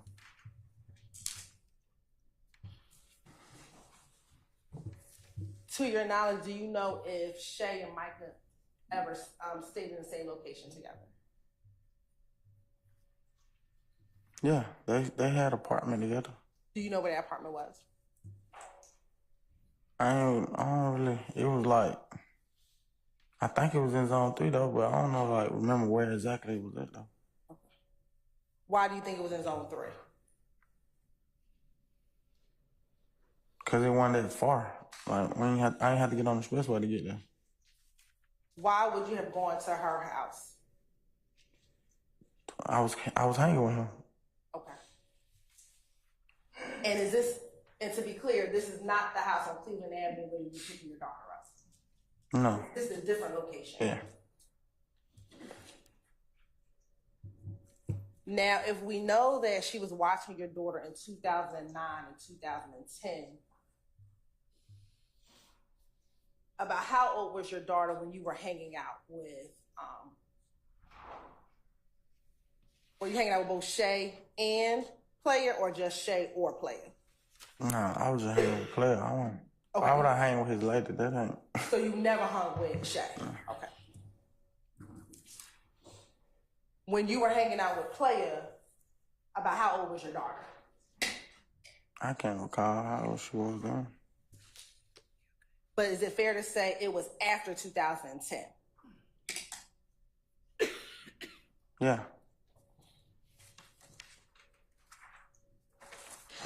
How did you meet Player? I think in the studio, if I can recall. I might be wrong. It might be the club or something like that. It was out though. Yeah. Was Player in a gang? He claimed blood. I don't know if he was like a real blood or not though.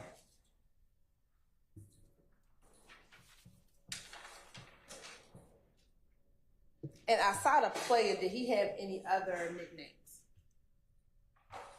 Yeah. What's that? King Slime.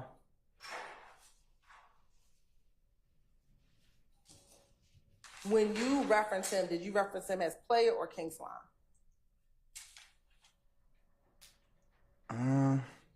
If I talked to him, I would say player, but if we did a song together and his name was on it, I would have put King Slime.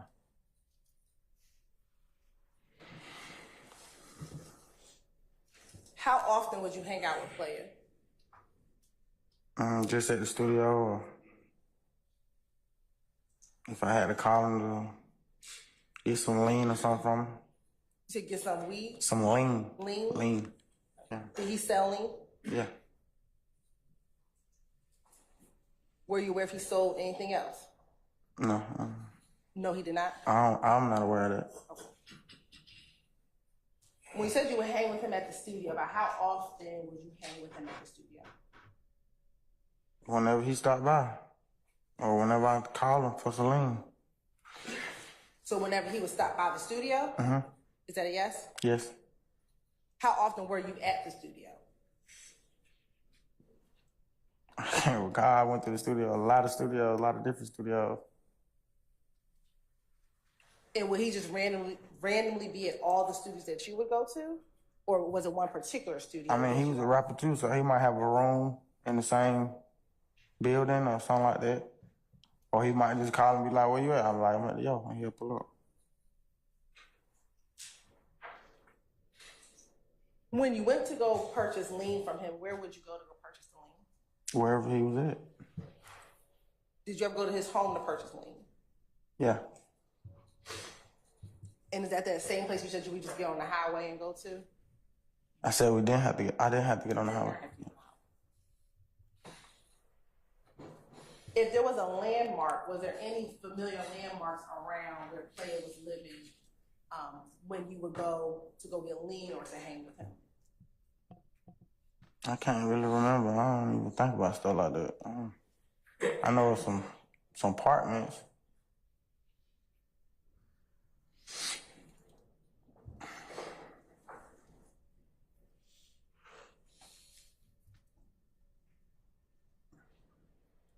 Back when you would go get lean with Player or from Player at his apartment, would you ever go with anyone else? I would go wherever he was at, not just at his apartment. Specifically at his apartment. I'm going to talk about his apartment. Would you ever go to his apartment with anyone else?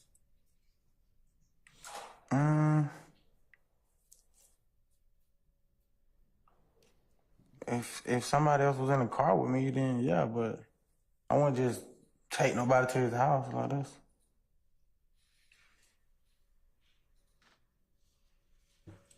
Have you ever hung out with Player and Mr. Williams? Yeah. Where would y'all hang out at?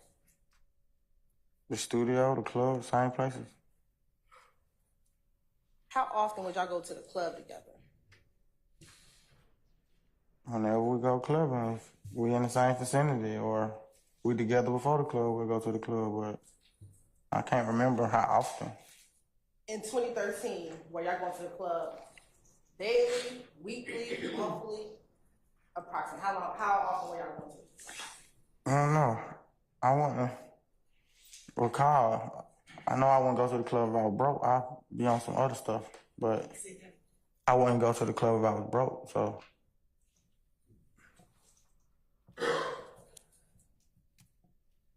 Have you ever been to Player's home? And let me back up. Was Player living with Shay back in this time frame that we're talking about at the apartment that you could get to without getting on the highway? Yeah, it was a couple people living there. It was a couple people. Who else besides Player and Shay were living at that apartment? I think it was like his cousin or something. Might have been her cousin. It was a dude.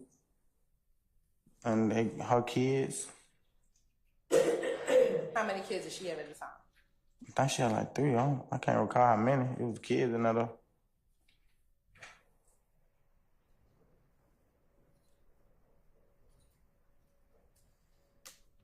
Has you ever been to their home in May of 2013? I can't recall that. Did you ever go to her home with you, Mr. Williams, and one of Mr. Williams' brothers? One of his brothers? Yes.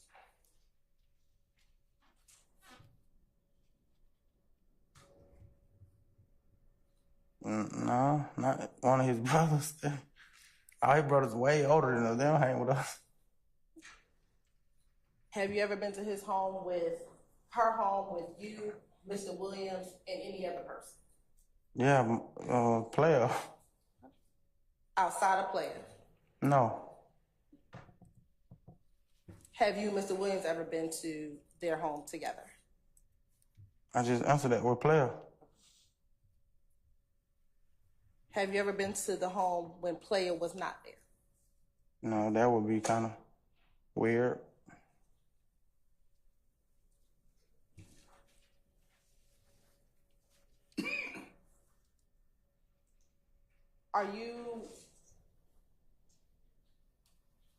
Have you ever gone to Shay's house without player and an individual put a gun to the back of her head?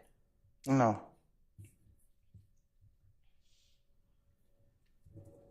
What about you robbing or taking her belongings to be cash, a baby book bag, Beats by Dre headphones, and her weapon and her gun? No.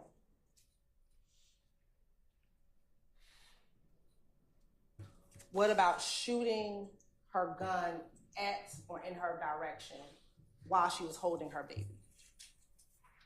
I did a lot of stuff. I ain't never did nothing with nobody I grew up with or nothing like that. Especially not no female. To your knowledge, I know you said that play, you can get lead from play. To your knowledge, did Shay sell drugs? Not to my knowledge, but I mean, like, I never seen her sell drugs.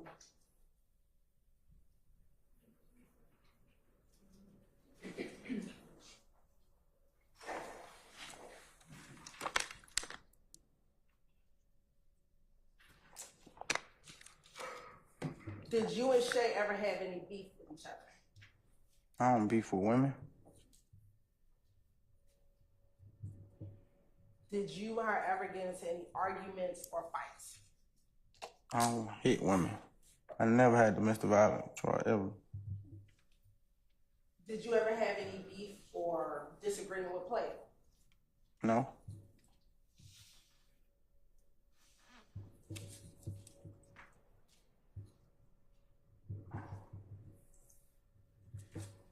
Did you ever try to steal any heroin from Shay? Heroin? Heroin. I did a lot of drugs. I ain't never did heroin. Never did heroin. I don't even know how that look. Have you ever been to Shay's house with you, Buck, and Mr. Williams? Yeah, I think that accurate with player. With Player? Yeah. And Player was present when you all were there? Yes. Did you ever sit down and smoke weed with Shay and Player wasn't there? Just you, Mr. Williams, and Buck? I didn't even know she smoked weed. Did you ever steal heroin, or did Buck ever steal heroin in your presence from Shay with you and Mr. Williams present?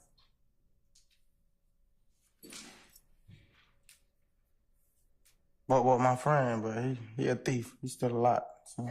Have you ever saw? He stole from a lot of people we went around. A lot of girls we had around. Specifically, I'm asking about heroin. I ain't never seen no heroin. I don't recall it. Have you ever stolen heroin from Shay and called her and offered to return the heroin back to her? I ain't never gave nothing I took from nobody back. I ain't never gave nothing back I took. Never gave anything back.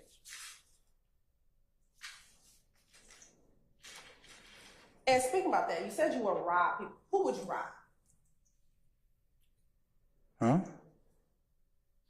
Say it again. You said, I'm asking you to say that again. Sure. Who would you rob? Like, would you rob little old ladies on the street corner? Never robbed a lady. Okay. So who would you rob? People who got money. How did you determine they were people who had money? I would have to see it. somebody just flashing money, you would say, I need to go get it? Yeah, that probably would be the case. Now, when you were doing the robberies, was that primarily in that Cleveland Avenue area, all over the city of Atlanta? Where would you rob people? It wasn't a particular area. If I knew I needed the money and my mama needed the money, go find it. Did you try to target any particular type of people that you knew would have money? No. Did you ever rob drug dealers?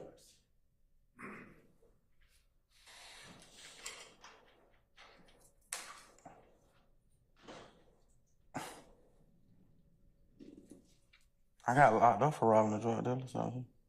Okay. So did you ever rob a drug dealer? Yeah. Now, you said you never had any beef with Shay, you never had any beef with Player. Do you personally know any reason why she would make up a story about you?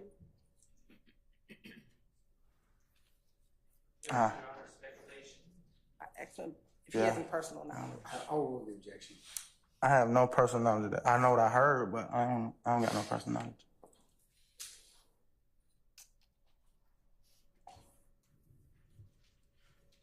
All right. You just talked about being charged with or locked up for robbing a drug dealer. Was that one time, multiple times? How many times have you been locked up or charged with robbing a drug dealer? Once. I think. I don't know. Yeah, once. Okay. And do you recall what year you took that plea? No, ma'am. Okay.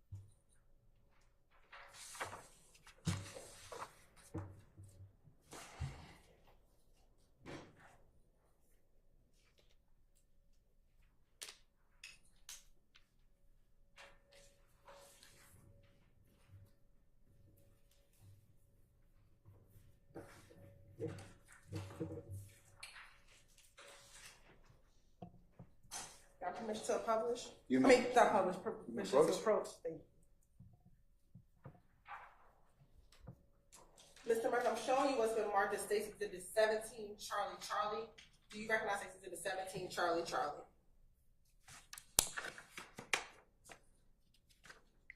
This ain't my name. I know what this is. It's like a, yeah, it's like a spreadsheet of like my charges and stuff. And on 17 Charlie Charlie, is there an indictment number?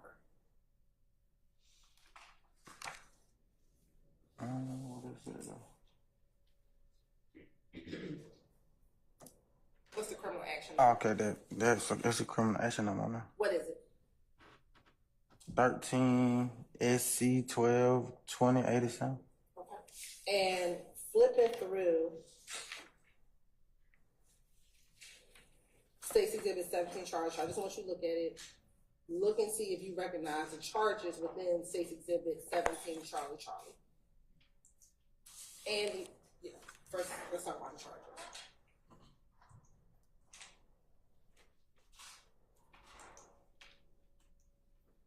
Mm-hmm. Yes. Yes, you recognize the charges? Yeah, I don't think I got convicted of all them charges though. I was charged with them though. And did you plead to that case regarding the drug dealer that you robbed? Is that case? Yes. Is that case? Yes. All right. Your Honor, this time say like the tender State's Exhibit 17 Charlie Charlie as a self-authenticating document of indictment 13 SC 122087. Any objection to State's 17 Charlie Charlie? On behalf of Mr. Williams. All right, it's admitted. Okay. Looking at State's Exhibit 17 Charlie Charlie on the first page, can you tell what charge you actually pled to?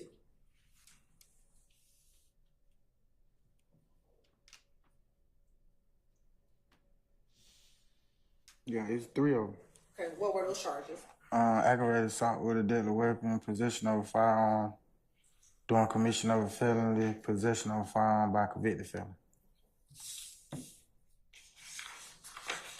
And do you remember the circumstances upon which this case happened? Do you remember the facts of the case? What that mean?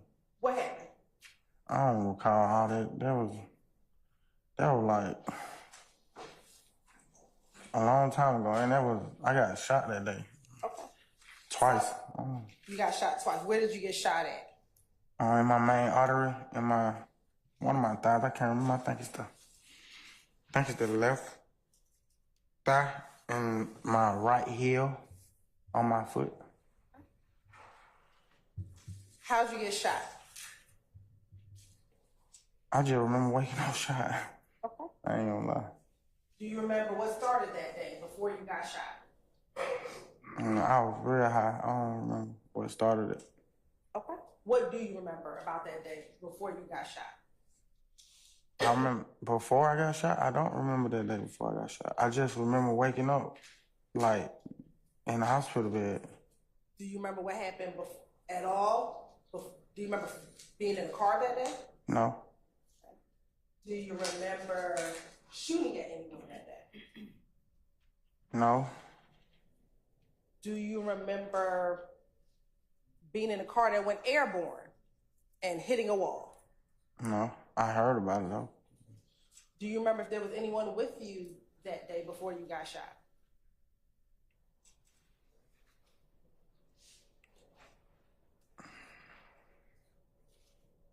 I don't really remember who. Before I got shot? Before you got shot. I think I remember being with Buck before I got shot. Where were you at? Where were you with Buck before you got shot? I think we was at Buck's house, I think. Was that the only person's house you were at that day? As far as I remember. That was a long time ago. I've been in a car wreck since then, fractured my spinal cord, had to go to surgery. I've been through a lot. Do you know someone by the name of Adrian B? Or B? Yeah, I know B. Do you recall being with him on the day that you got shot? I don't remember though, but I heard I was with him. You heard you were with him, but you don't remember being with him? No, I don't remember being, not on that day. I remember like hanging with him. How did you hear that you were with him? People told me that. They like, bro, you and Bean wrecked the car and robbed somebody. When I woke up, I don't remember like what happened though. How many times have you been shot? All together? Yes. 4. So we know that this incident back in 2013, you were shot in your leg. What were the other 3 times that you were shot? You said where? On my body? No. What were the other times? We know in 2013, you were shot. Yeah, and then I don't remember what year, but my mama's house got shot up and I got hit twice. Is this when you were younger? Like, when Yeah, you lived this in was, Gilbert Garden, or when you lived off Cleveland? This was after I had my second daughter, I think. And when did you have your second daughter? I don't know. I know my daughters. God bless you. My daughters is 11 months apart, so. And you said your first daughter was in 2008, so we're talking about around 2009? Yeah. Now, your mom's house got shot up in 2009, or that's just when you had your daughter? I had just had her. She was like a newborn, so yeah. And you got shot while your mom's house got shot up? Mm-hmm. Okay. And then when was the third time you were shot? No, I got shot. I got hit twice then, too. Okay. So when you say you've been shot 4 times, do you mean 2 different occasions. 2 different occasions being shot twice at both times? Right.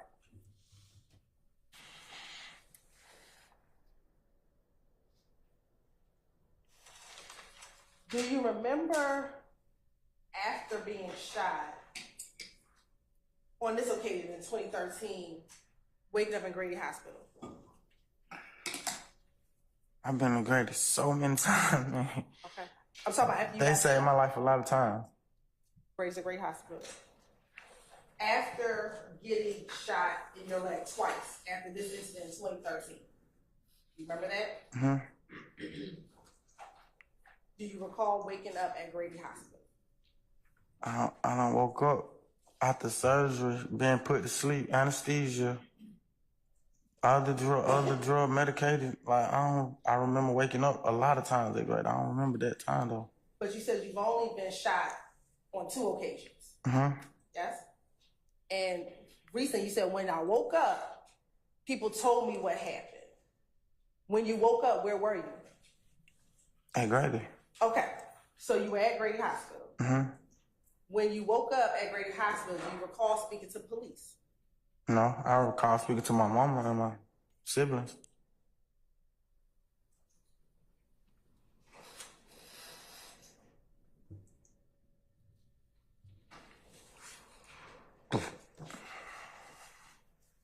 Back in 2013, when this incident occurred, do you recall being in a car with Frederick Prothero or Big Fred? People told me that. Do you being also in the car with Jeffery Williams? No. Did anyone tell you that? No. Okay. But they told you about they told you about Prothero. Yes. Now, do you remember back in 2009 the circumstances as to why your mom's house got shot? Do you know why your mom's house got shot up? It was a drive-by, huh? Was your mother's home the target? No, I stand the objection.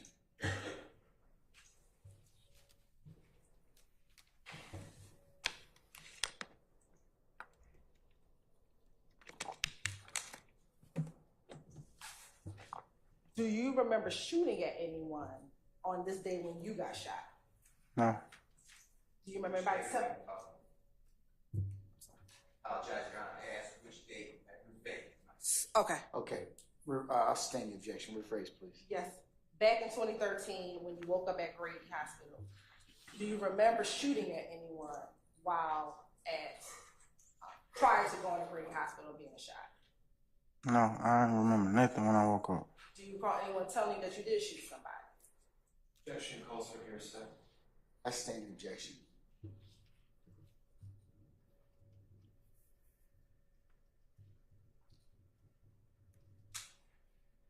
So your testimony today, you don't remember anything that happened.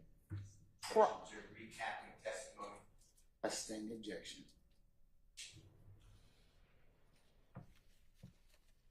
You remember nothing of that day before you got shot. Objection asked and answered. Overruled. No, I don't. Bean, how long did you know Adrian Bean? I can't really remember how long I know him. He older than me though, so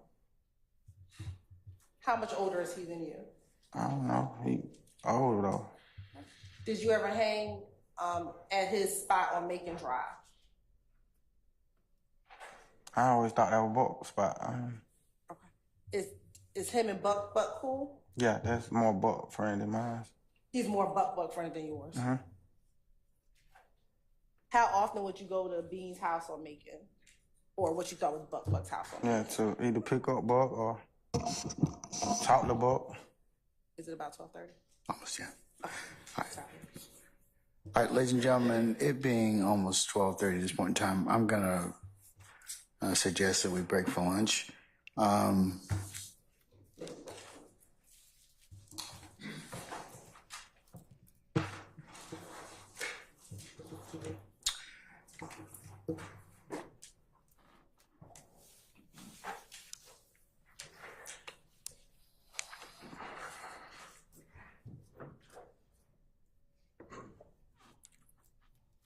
Ladies and gentlemen, I'm going to give you a little bit longer of a lunch hour today as the court has some unrelated business I need to take up. It's my concern. It's part of my duties as a chief judge. So I'm going to allow you to have lunch, and if you could come back for, I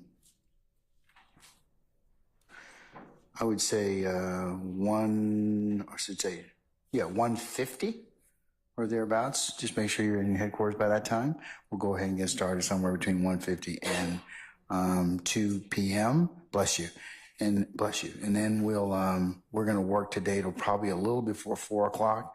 And then that's going to be the extent of our duty day for today. Okay. And at such time, I'm going to talk with you a little bit about, just for planning purposes, some of your administrative days, so you can go ahead and put those on your calendar, from now through the end of June. Okay. I'm going to try and do that for you. So, ladies and gentlemen, remember your admonitions. I'm going to go ahead and recess you for lunch. We'll see you back around 1:50, and we'll get started somewhere between 1:50 and 2 o'clock, okay? All right. All rise.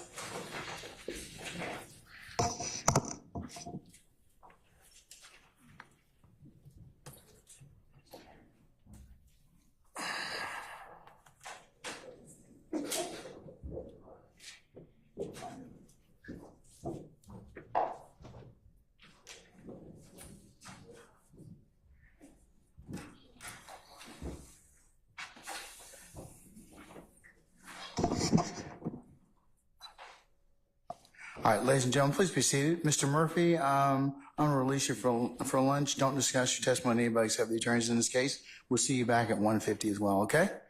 All right, thank you, sir. All right, councilors, we'll be in recess, and I'll see you all back for 1:50, okay? All right, we're in recess.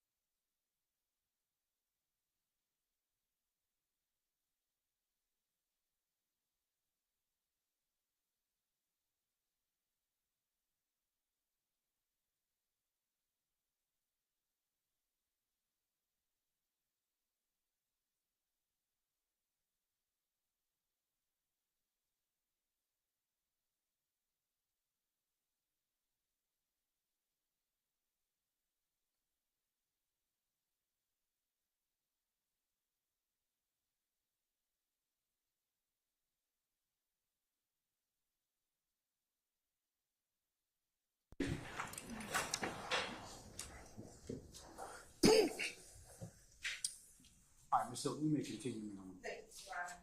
Mr. Murphy. When you were shot, when your mother's house was shot up, what were you doing before the house got shot up? I was standing in the house. Okay. Do you remember what else happened that day? No. No. Now, when we left off, we were talking about Adrian Bean. You said you had been to the house. You thought it was Buck's house, but where Adrian's spot on Macon Drive. Yes. What type of spot was it?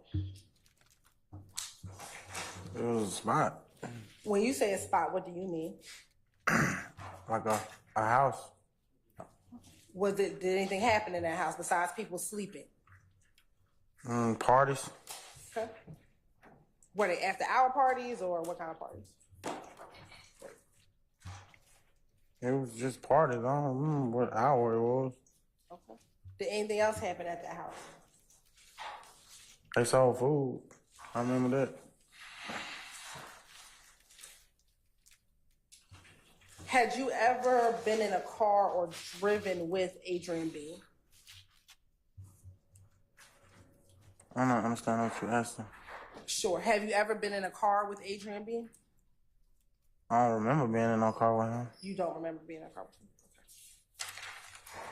Okay. Frederick Prothro, do you know who he is?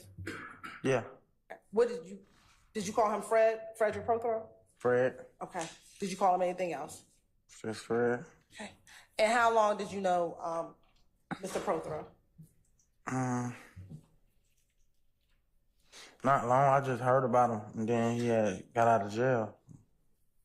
Was he older or younger than you? Older. How much older? Do you remember? I don't know his age, but he was older than me. Had you ever been in a car with him? No. No.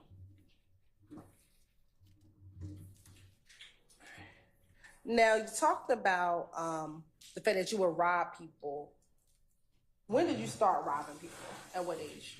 I can't remember what age I was. Have you been caught for every robbery you've done?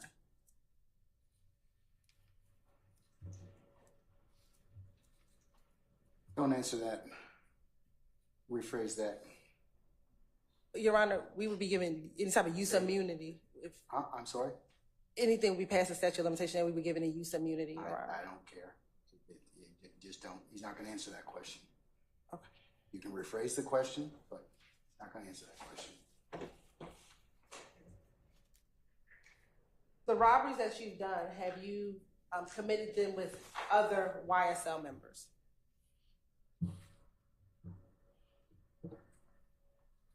I already answered that. The one that I got caught with, the one I went to prison for. Was that a robbery that you went to prison That was for? a crime. I'm talking specifically about robberies. Ask the question again? Sure. With the robberies that you have you committed any robberies with any other YSL members? No.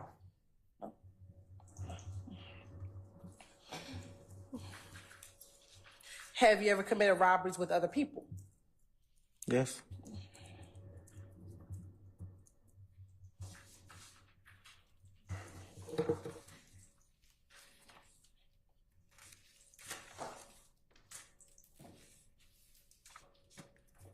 Are you familiar with a person by the name of Donovan Thomas Jr.?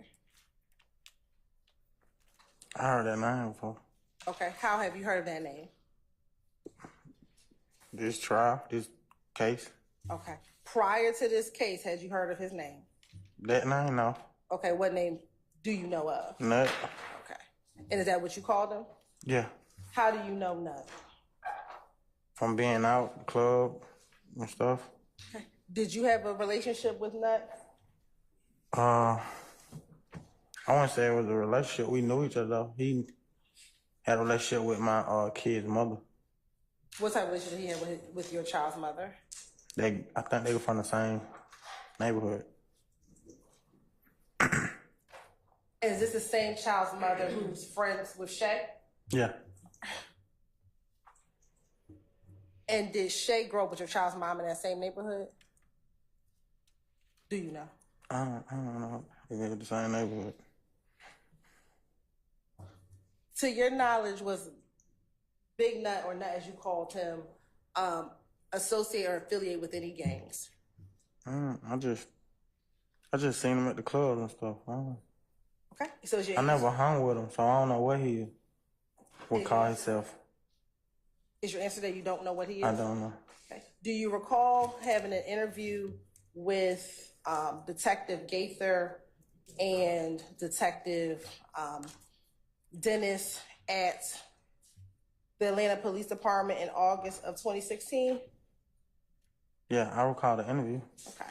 And do you recall during that interview when they asked you about Nut, you told them that Nut was the head of If Gang? I would have said anything to get back home.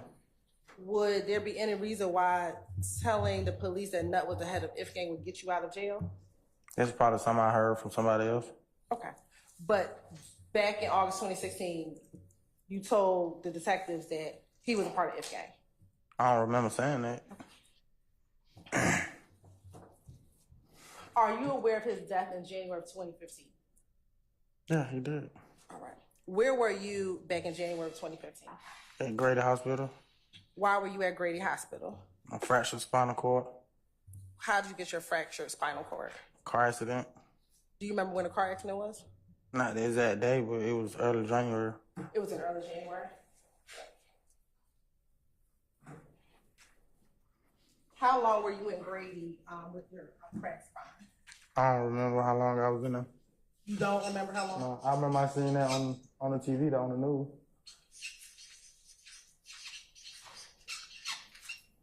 So you saw his murder on the news while you were in the hospital? I saw his pictures. They say he did. I ain't never seen nobody murdered. I can't hear you. I never seen nobody get murdered. I seen them say he got murdered and his picture on the news. Okay.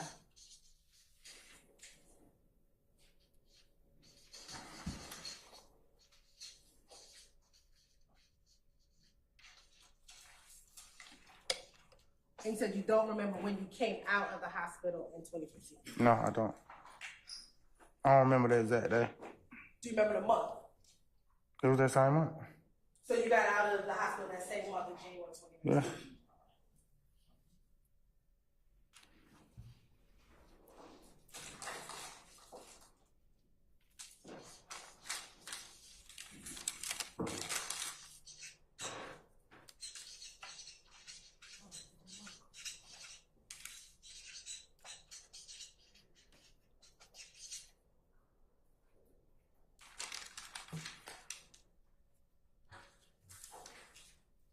Back in 2015, were you aware of any beef or disagreement between If Gang and YSL?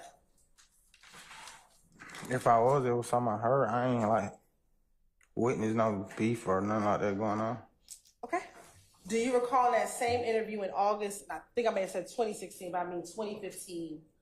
Your Honor, I'm going to object. Basis. It's hearsay. It's called for hearsay, and we may approach about the matter. I'll sustain the objection. You want to try and do something again, something else? You're right. Yeah. Okay. He didn't say that's what he heard in his interview, so I wanted to confront him with what he said. All right. Do you, Sir. It's still hearsay. But There's prior statements that were based on hearsay. It's still hearsay. Your Honor, Do you have any? it's not based on hearsay because he didn't. He testified he has no personal knowledge. No, he said he doesn't recall. Okay, well, ask him that, and then we'll see whether or not he does or not. Okay. Do you recall telling Detective Gaither and Thomas during the interview that there was beef? Not that you heard about the streets, but that there was beef between If Gang and Slime, and that we were beefing. I don't remember. If Gang. I don't remember saying it. Okay. I'm going to overrule the objection, sir. In August of 2015, did you tell Detective Gaither and Detective Dennis that we, as in Slime, were beefing with If Gang? I don't remember saying it.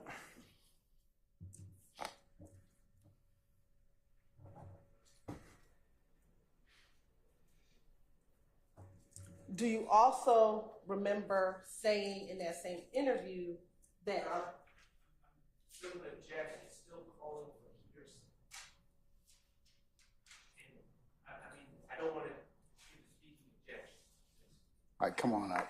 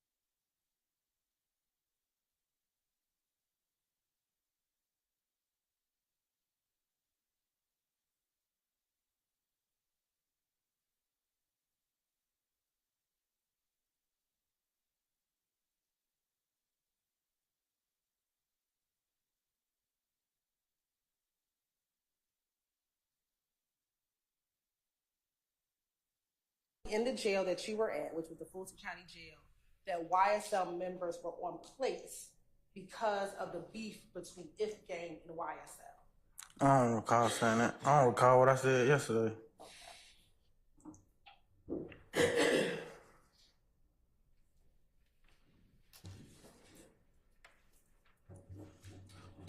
What does the term being on a plate mean? Have you heard that term before? I think that mean like beef.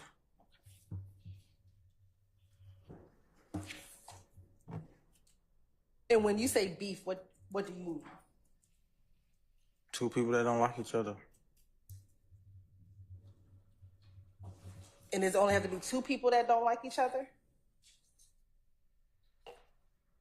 I ain't understand what you asked me right there. You said it was two people who don't like each other. Does it always have to be two individual people? I don't know. I ain't make the definition of it. I ain't make the word. Okay, but what's your understanding? I just told you, two people disagree on something.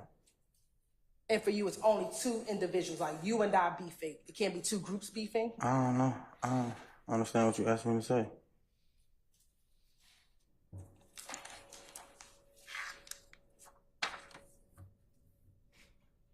Now, I want to take you to April of 2015, specifically around April 26th of 2015. Were you present at the Compound nightclub with other members of YSL? In April, I've been in the compound a couple times. Were you present at the Compound with other YSL members when Lil Wayne was performing at the Compound? Yes. Who did you go to the club with? I can't remember who I was there. It was a lot of us. Okay, when you say a lot of us, name some of the people you were at the club with. I can't remember. It was a lot of us, though. Do you remember anybody? I just remember standing in the crowd. Do you recall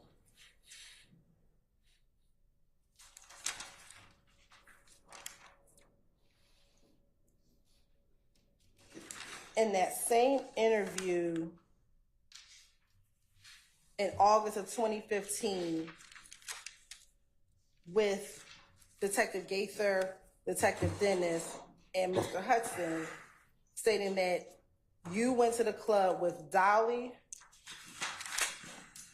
Dora, Buck, and you all arrived there in a Jeep together? I don't remember saying that. You don't remember saying that? No. And that also there was Shannon,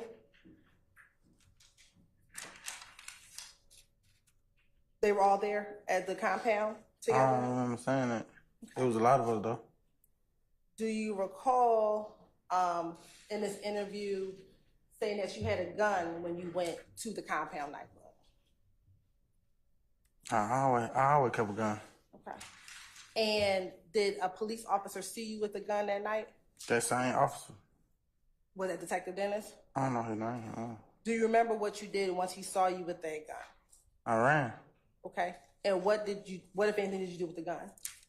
I left it right there. Where did you leave it? I know it went on me when I stopped running. Do you recall where you left it? No. Okay. Do you recall in that interview in August 2016 saying that you had put the gun on the wheel of a car? No.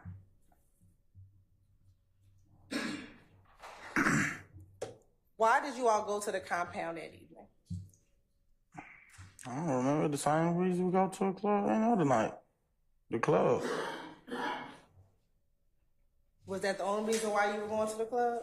To my knowledge.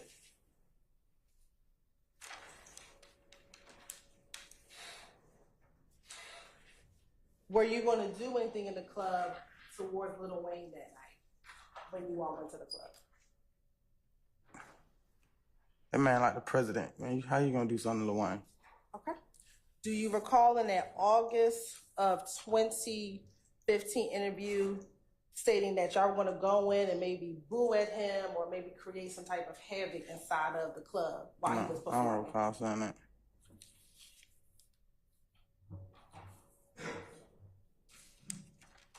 Once you took off running after the police saw you with the gun, what did you do?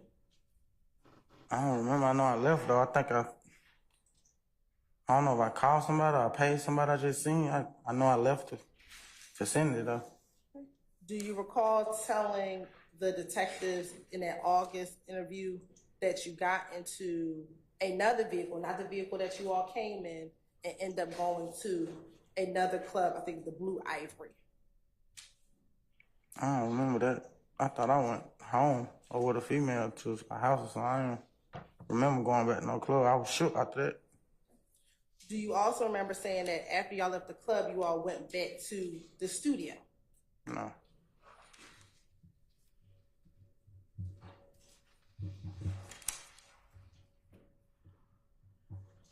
Do you recall seeing Shannon at the compound that evening? No, I don't recall saying no. That was so long ago. What about Roscoe? Do you recall seeing Roscoe at the compound that evening? No. Do you recall telling Detective Gaither and Dennis that you saw both Roscoe and Shannon at the compound that evening, and that at some point Shannon got into Dolly's truck and they drove that truck and left the compound? No. How could I see somebody leave if I already left? When this particular incident occurred or day occurred at the compound, was Mr. Williams with you all at the compound? I don't recall. I don't know.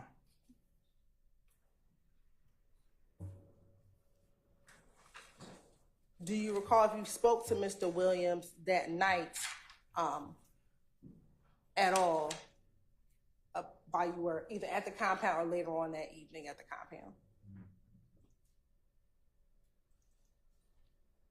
What year you said it was? In 2015, April of 2015. I don't even think we were talking then. Do you recall telling detectives that you spoke to Mr. Williams and he was upset with you because you had brought Dora and Dolly to the club that evening? That sounds all right. He was mad at me for doing a lot of stupid stuff back then. Okay. But specifically, he was upset that evening because you had brought Dora and Dolly out there. I don't remember that happening, but that sounds about right.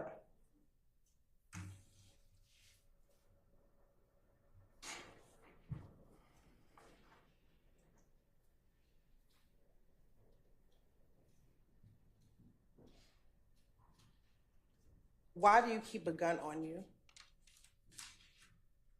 I don't keep a gun on me. Back then you said you always used to have a gun. Oh, back then, okay. Yeah, sorry. We gonna get. Why did you always keep a gun on you back then? I don't know. I just did. Why? There was no particular reason. I just kept a gun on me to protect myself. Was it because of the beef you were having with Ifgang? I kept a gun before I even was what I said or heard of Ifgang or anything like that.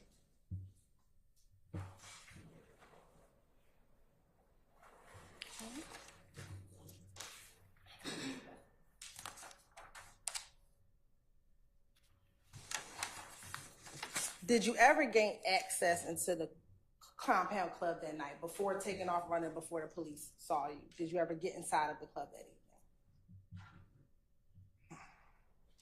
I don't recall getting inside the club. I just remember running, being tired from running. At any point that evening, do you remember YSL members going near the tour bus of Lil Wayne? I ain't even seen no tours.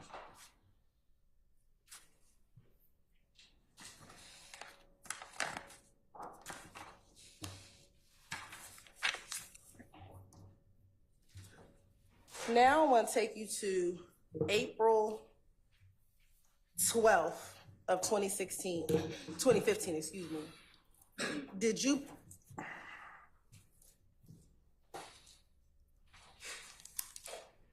I think earlier we talked about you pleading to participation in criminal street gang and an attempted murder. Do you recall doing that and going to prison? Yes.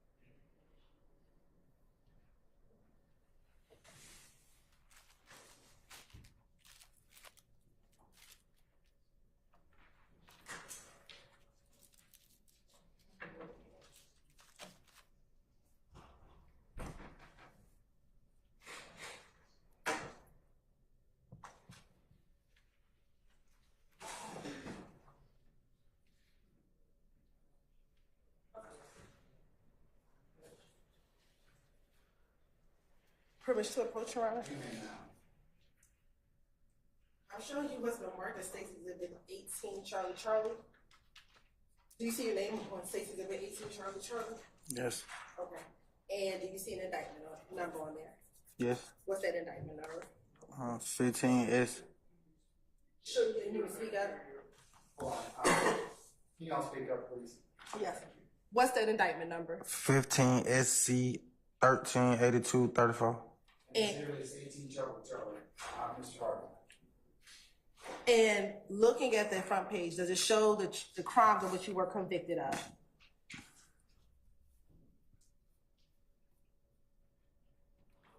Yeah. Okay. And are those the crimes for which you went to prison for in 2016? Yes. Right. Your Honor, this time the state would like to tender State's Exhibit 18, Charlie Charlie, as a self-authenticating document. Any objection to 18 Charlie Charlie? I don't. One issue, but other than that one issue. The last page, otherwise I don't. You know that last page? Yes. All right, 18 Charlie Charlie is admitted without redaction. And Mr. Murphy, looking at this certified copy of the conviction, what were you convicted of? Participating in criminal street gang, aggravated battery, aggravated assault with a deadly weapon, possession of a firearm during commission of a felony, aggravated assault with a deadly weapon. Okay. And you were convicted of participation in criminal street gang activity. What gang were you a part of? Blood. Was it YSL?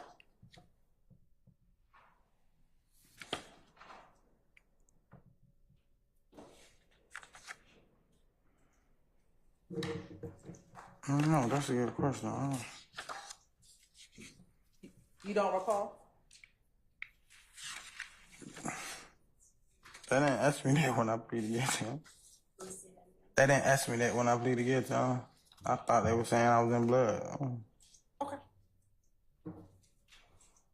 Do you remember the facts that led up to that conviction? No, that's what I'm looking over. I don't remember all that.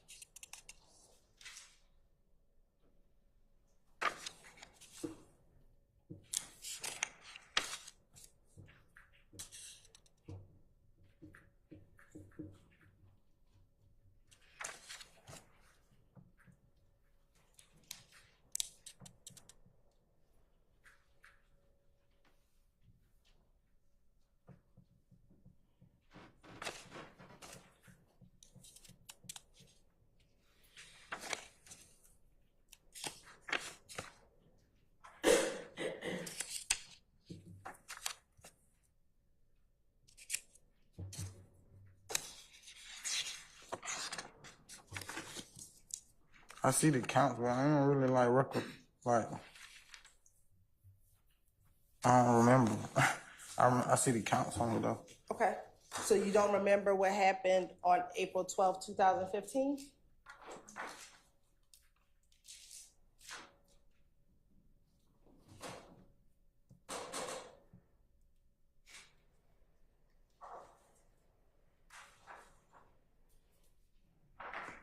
I think it's like bits and pieces though.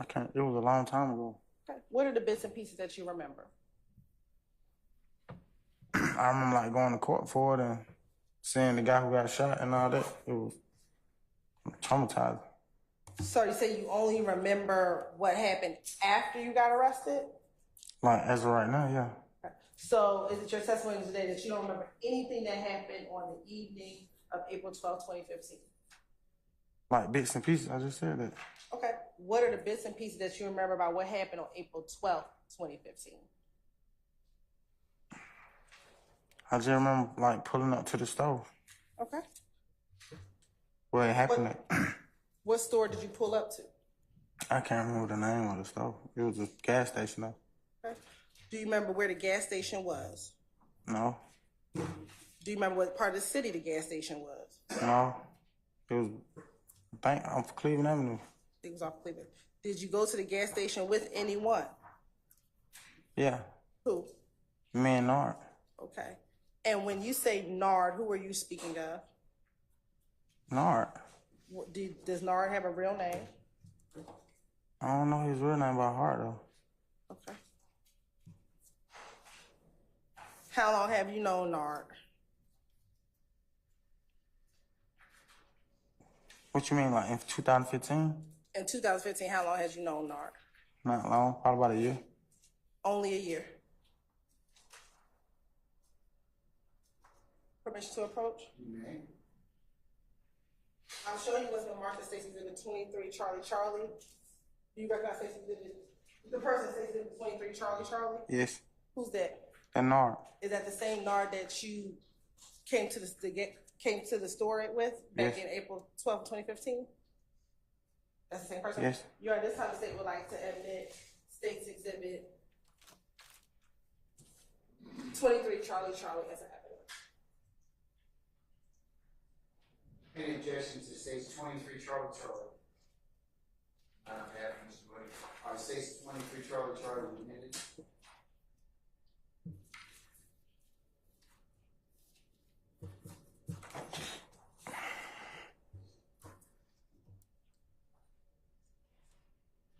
Permission to publish, Your Honor? Yes, you may publish.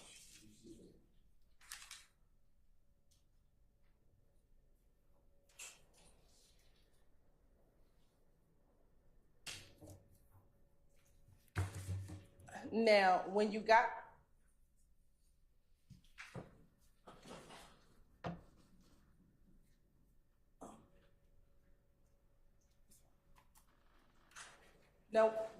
to the store with Nard, do you remember where you were prior to getting to the store? I just remember we pulled up to the store.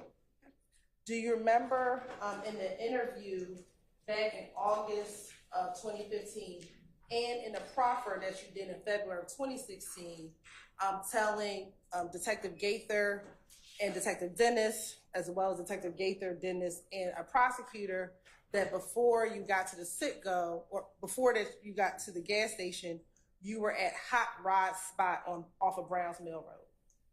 I don't recall saying that. Okay. Do you recall telling the detectives that while you were at Hot Rod's house, it was you, Nard, Fanny, Detective Gaither, and Detective Dennis, as well as Detective Gaither, Dennis, and a prosecutor, that before you got to the hear my voice, that initially, when in August of 2015, you said it was Nard, Fatty, and you were at Hot Rod's house prior to going to the gas station, and then in February, you said that there might have been a J at the house as well before y'all left to go to the gas station. I don't recall. I told her I would say anything. I would have cut my arm off to get back to my son. Okay. Now, do you remember what you were doing at Hot Rod's house prior to going to the gas station? That's too far to be trying to remember. Okay. Do you remember telling Detective Gaither, Detective Dennis, as well as the prosecutor, that while at Hot Rod's house, Fatty had came over in a new, I think you may have said a hot box, which was a stolen car, and y'all were talking at the house prior to you leaving to go to the gas station? No, I don't remember that.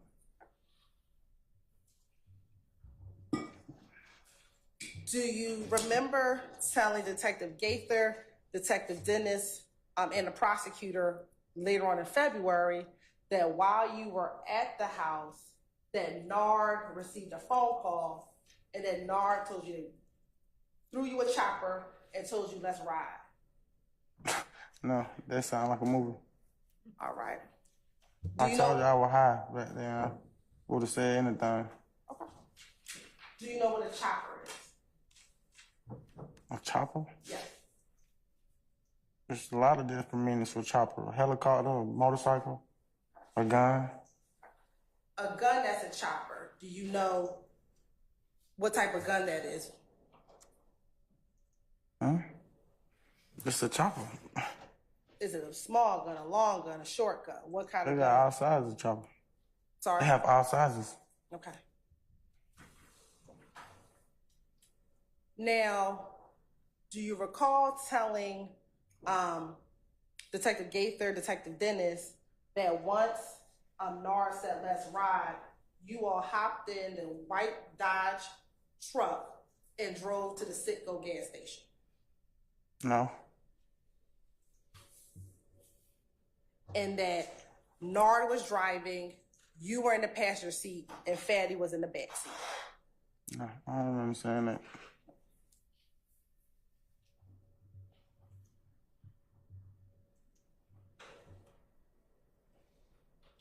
Do you recall telling Detective Gaither, Detective Dennis at the August 2015 interview, as well as in the proffer in the February interview, that while on the way to the gas station, that Nard was on the phone with someone?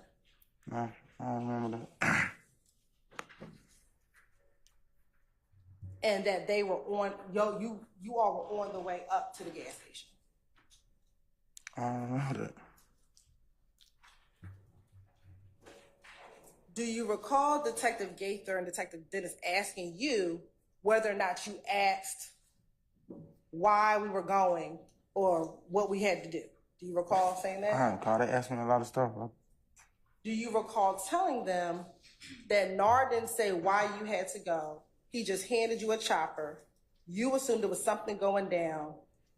You thought you were going to get a catch, or thought you were going to hit a lick. That's what you thought was going to happen. It sounded like me. I'm always was trying to get a lick by then. You were always trying to get a lick. Okay. Now, do you recall telling Investigator Gaither and Investigator Dennis, when you got to the Citgo gas station, you all pulled up to the pump and you saw Bentley? No, I don't recall saying that. Who's Bentley? An older cat from Cleveland. And is it the same Bentley we talked about earlier who's a part of YSL? Huh? Is this the same Bentley we talked about earlier this morning who's a part of YSL? I know more than one Bentley though. Okay.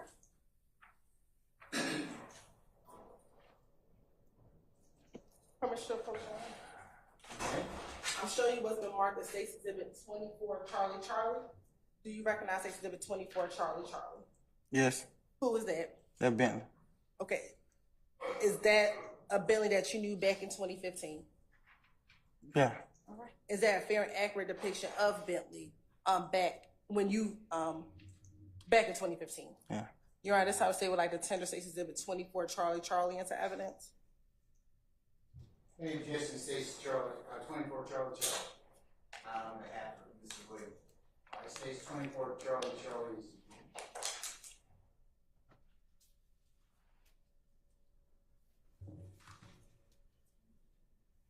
Permission to publish, Your Honor. Publish as you see fit. Thank you.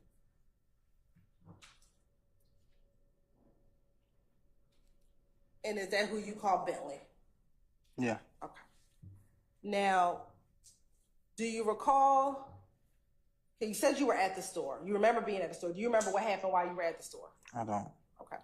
Do you remember telling Detective Gaither and Detective Dennis that once you all got to the store, you pulled up to a gas pump, you got out of the passenger seat, Nard got out of the driver's seat, and when you got there, you immediately with your chopper ran to the car in which the individuals that you were going to deal with were, that you went immediately to that vehicle?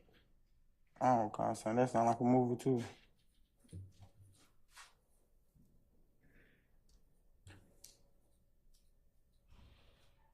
Do you recall them saying after you walked up to the vehicle, they rolled their windows down, the passenger side window down, and after they, God bless you, after they rolled the passenger side window down, you backed back from the car and went back to the doorway of the gas station. I don't recall saying that.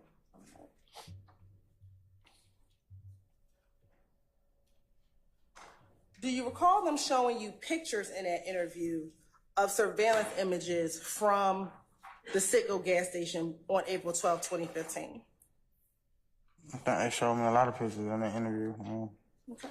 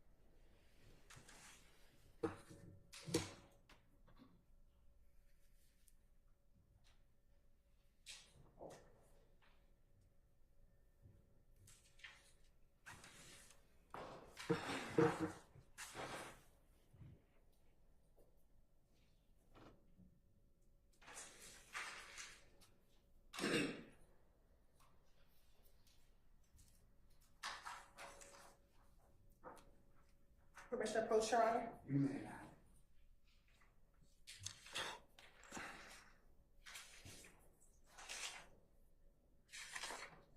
I'm going to first show you what's been marked as Exhibit 9 Charlie Charlie through 15 Charlie Charlie. I want you to take a moment and look at 9 Charlie Charlie through 15 Charlie Charlie.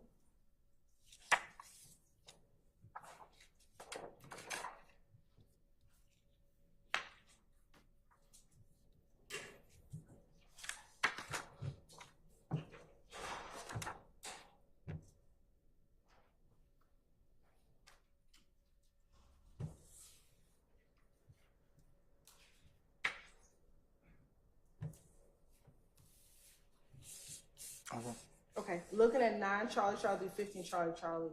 One, do you see yourself in those images captured at 9 Charlie Charlie through 15 Charlie Charlie? Yes. You say yes? Okay. Do you recall those being the pictures that were shown to you while you were being interviewed at the Atlanta Police Department in August of 2015? I don't remember that. Okay, but do you recall seeing yourself in Yeah, those pictures? I remember the pictures though. Do you see Bentley in those pictures? Yeah, and a couple of them. In a couple. Yeah. Okay. Do you also see Nard in some of those pictures? Yes. All right. And those images appear to be or look like the store that you were in front of. Let me ask you this. Is there a date on those pictures? Yeah, 4/12/2015. Okay. And I want you to look at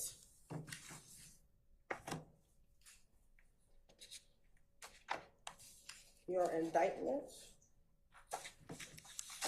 What is the date indicated in any of those counts in the indictment in which you pled guilty to? 4/12/2015. Is that the same date as that's in those surveillance images? Mm-hmm. Okay. And does that appear to be a fair and accurate image of what you look like on April 12, 2015? I don't remember what I look like back then, but that's me in the picture. But that's you in the picture. All right, you're right. This time the state would like to tender State's Exhibit 9 Charlie Charlie to 15 Charlie Charlie and 7. Any objection to states 9 Charlie Charlie through 15 Charlie Charlie? All right.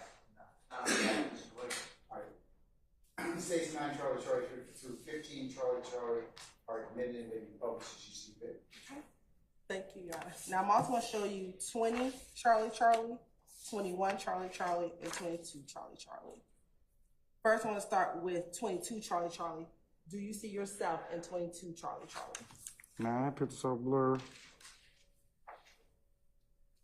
You can't even tell who that is. Okay.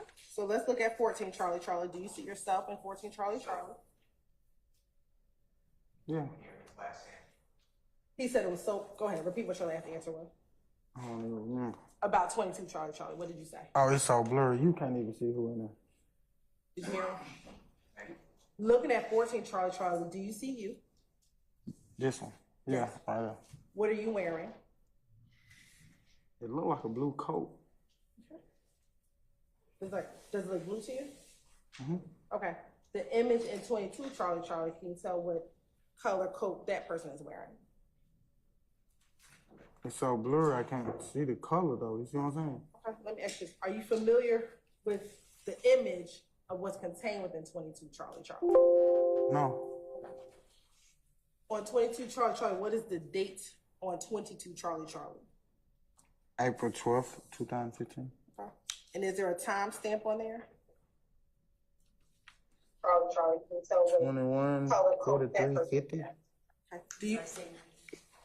21, 43, 50. Hold on 1 second. Are you familiar?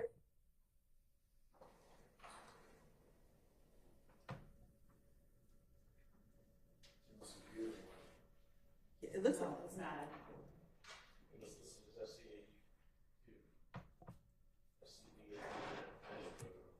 Okay.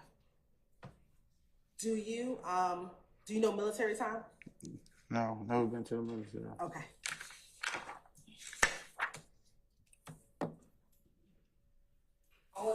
Published 14 Charlie Charlie.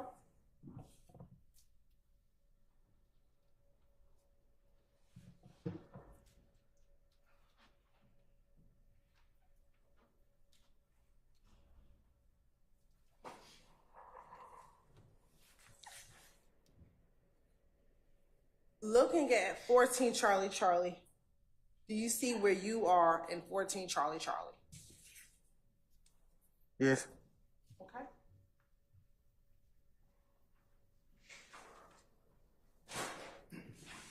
And where are you?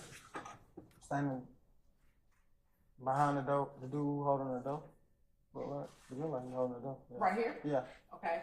And do you recognize anybody else in this picture? I don't know none of them, but Nard right there. Is this Nard right here? Yeah. Okay. But you don't know any of these other people? No. All right. Let's look at 15 Charlie Charlie. Do you recognize anyone who's in 15 Charlie Charlie? That's the same people, right? Is nah, it? That's Bentley right there. Look like, yeah. That's Billy right here. Yeah. Okay. What about, is that the individual, I'm sorry for the record, in the white t-shirt? Somebody some black and white Jordan? Yes. Right. 16 Charlie Charlie. And I'm sorry, stay on 15 real quick. Are you also still in this image as well? Yes. Right. 16 Charlie Charlie.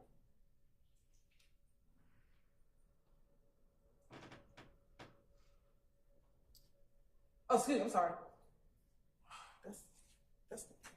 That's the blue one. 13 Charlie Charlie.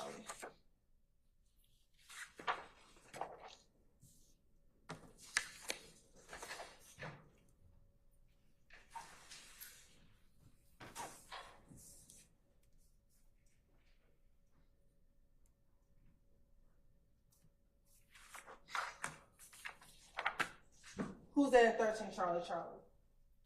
They're not. What does he have in his hand? A gun. Would you call that a chopper? Yeah, it looked like a chopper. It looks like a chopper. Yeah. Okay.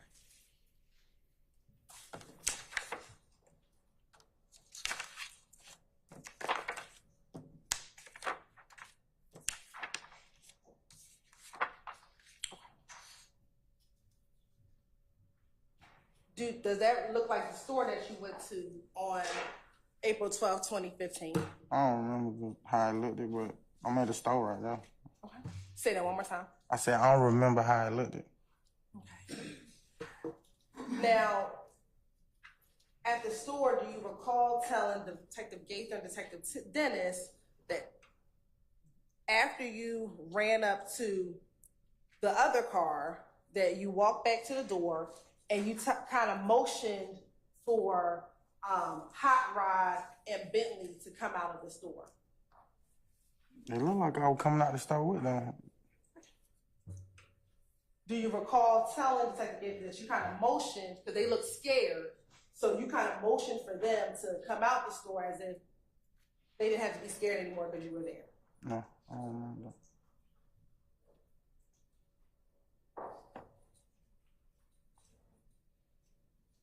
Do you remember what you did after do you remember leaving the store? No.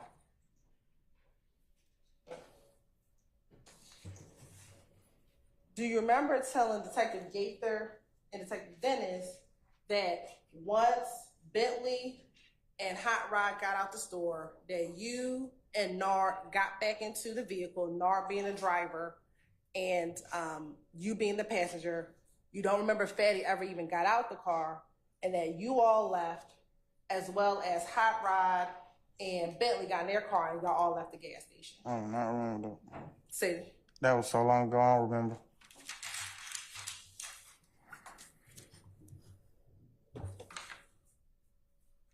do you remember where you may have went after you left the gas station? No. Do you remember telling Detective Gaither, Detective Dennis, as well as the prosecutor in February of 2016, that after leaving the store, that you saw the guys in the blue car go down Jonesboro Road, and you all went down Browns Mill Road, and you end up seeing the blue car at a stop sign? You couldn't remember what the cross street was, but it was a cross street that crossed Browns Mill and Jonesboro Road. Oh, I thought I would say anything, dude.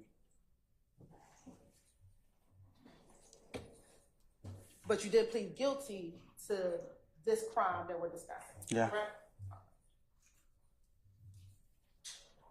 Do you recall telling Detective Gaither and Dennis that when Nard saw the car stopped at the stop sign, that he said, "Oh, there go them niggas," and that he kind of turned, and Bentley and Hot Rod drove around y'all vehicle because they were following behind you. They went straight, and you went over to the vehicle to where the blue car was. Do you remember that? I don't remember that. Do you remember then telling Detective Gaither, Detective Dennis in August, as well as telling Detective Gaither, Dennis, and the prosecutor in February, that Nard then rolled down his window, took the chopper, and you actually crossed your hands, and that he shot into the vehicle multiple times, about 3 to 4 times, inside of the vehicle with the chopper. And then after shooting, y'all took off and y'all drove. I don't remember saying that. Do you remember Detective Gaither showing you pictures of the victim with half of his head cut off? Yeah, I remember. You remember that? Yeah. And do you remember telling Detective Gaither that it was Nard who shot half his head off? I don't remember saying that, though.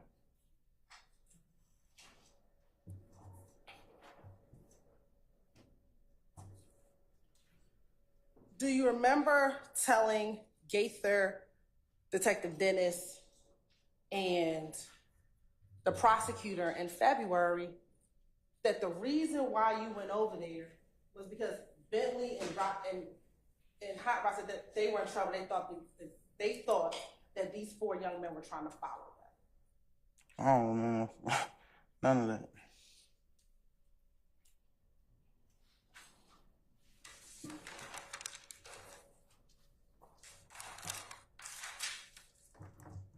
Do you remember telling Detective Gaither, Detective Dennis in August, and then the prosecutor along with Gaither and Dennis in February, that after Nard shot the victim or shot into the vehicle, that you all went back to the house on Hot Rod's house?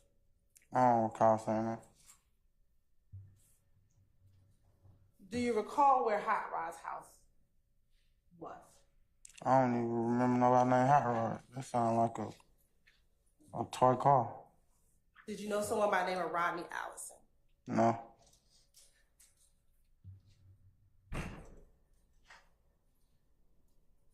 Do you remember describing, Rod's house as kind of a trap house? You get your drugs there sometimes that you would take. No.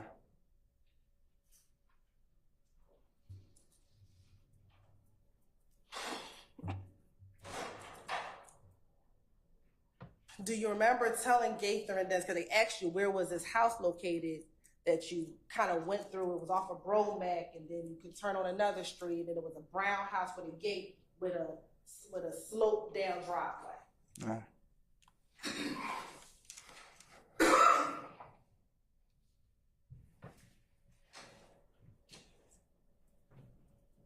Do you remember them asking you how Thug felt about you engaging with Nard and Bentley during this time? No, I don't remember. I don't remember it. Do you remember telling Detective Gaither and Detective Dennis that Thug was mad at you because you looked at him like a brother, and that you had done so much for Thug that your only job at that point in 2015 was to watch his mother and his two sisters, Dolly and Dora? No, I don't recall saying I had to watch them. And that he wanted you to kind of lay low. That don't even sound right.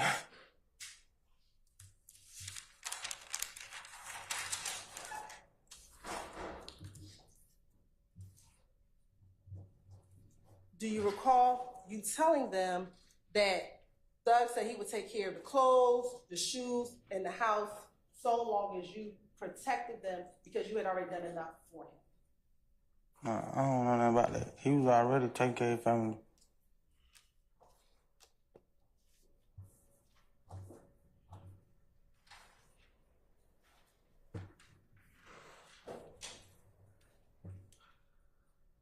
Do you recall ever speaking with Nard or Bentley after the shooting at all? No, I don't.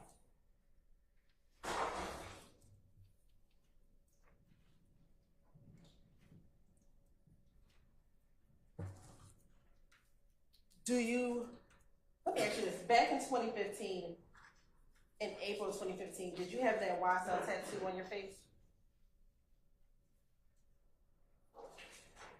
I think so. Do you know if you had the snake and slat emoji on your face at that time? I think so.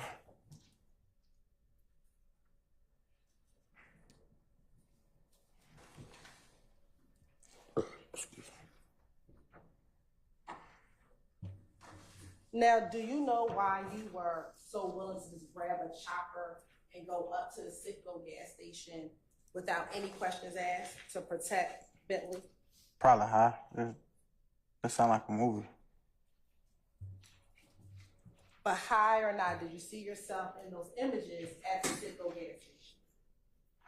Yeah. And in those Citgo gas station pictures, and I'll pull them up, did you wear a mask at all when this occurred? I don't remember what I had on. Okay, look at those surveillance videos. I just seen a blue jacket. That's all I can see. It's blurry. I just see my face in a blue jacket. Okay. First, looking at 14 Charlie. You have that one in your hand? 14?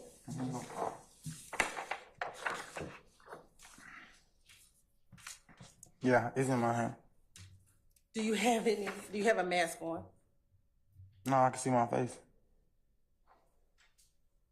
And looking at 15 Charlie. Do you have any type of mask on? No.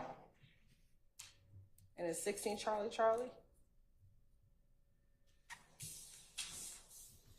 All right. So, I don't even think that's up here.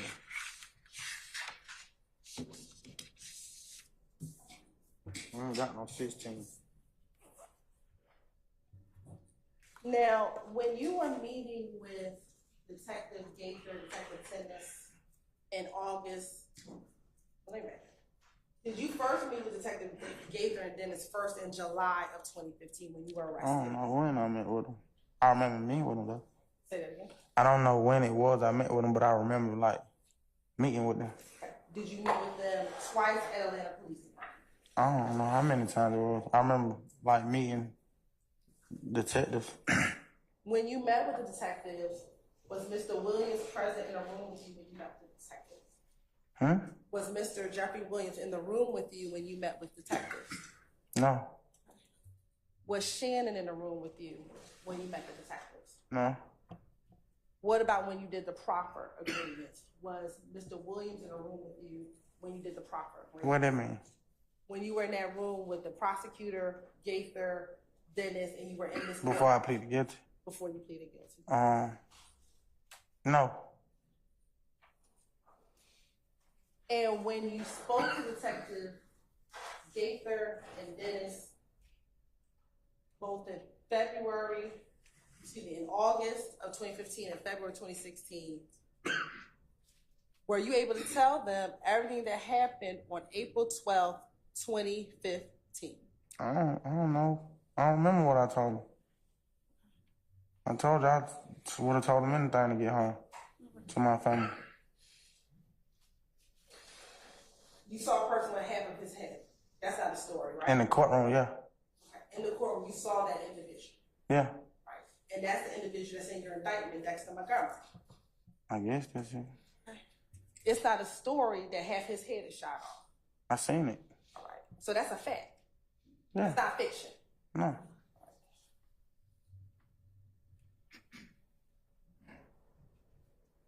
So even if you would have said anything to get out that room, was some of the stuff you said what actually happened because you saw the person it happened to? You keep saying that you would have said anything to get out that room. Yeah. But the stuff that you said actually had a result, and that result was the person you saw in court would have his head shot off. I don't understand what you're saying. Can you dumb it down?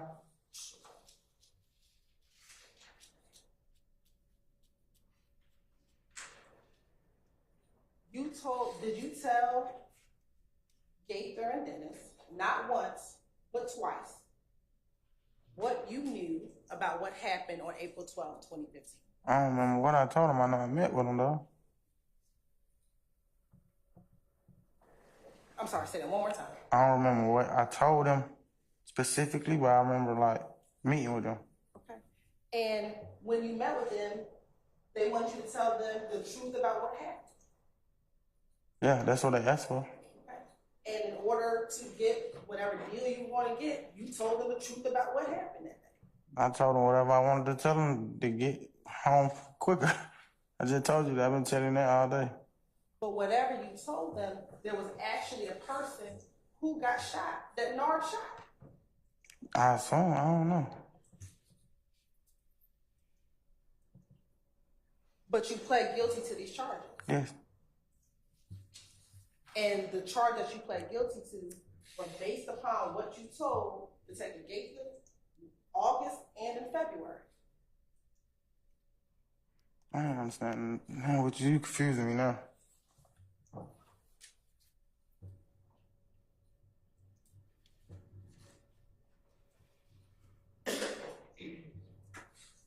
You pled guilty to these charges.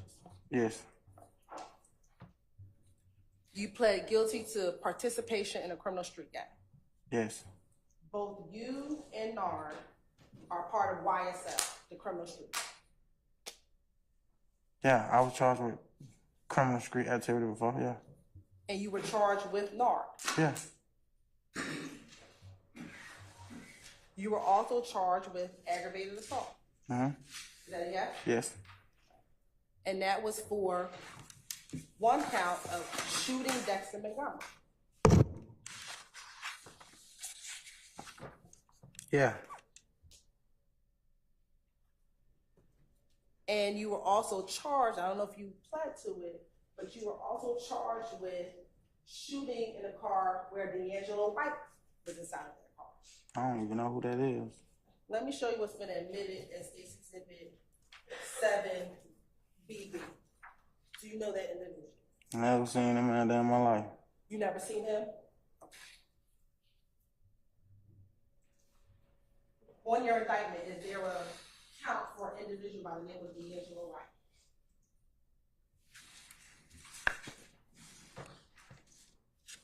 No, it's a lot of counts.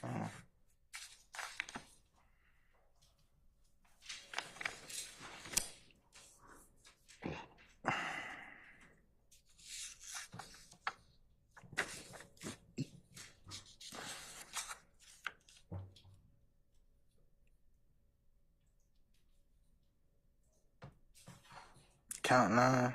Okay. And does it have an individual by the name of D'Angelo White? Yes. All right.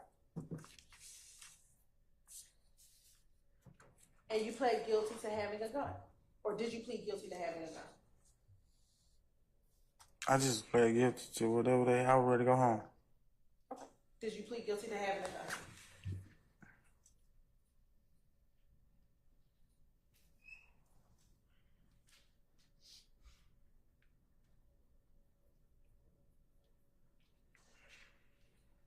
Yes. Okay. Now you said you had told anything to go home. Would you have told the truth to go home? If I knew the truth, I mean.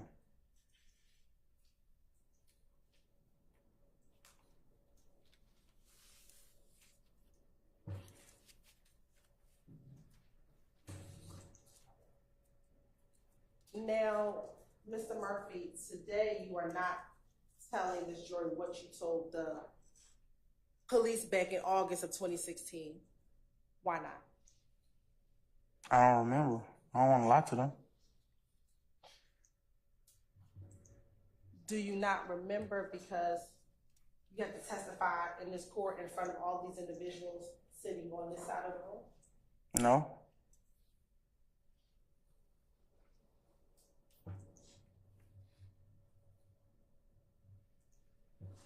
Did you have concerns about talking during permission to approach? Yes.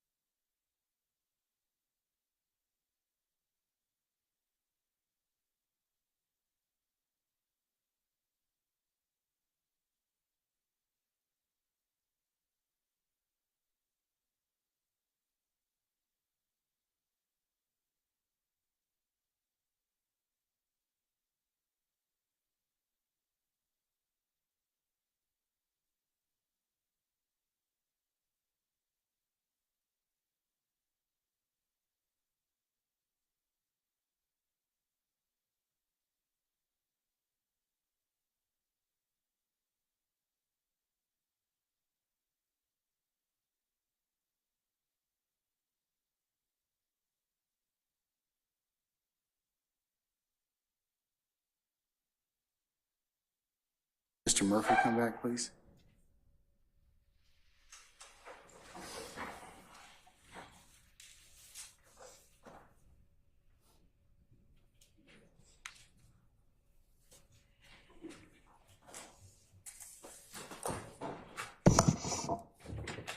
All right.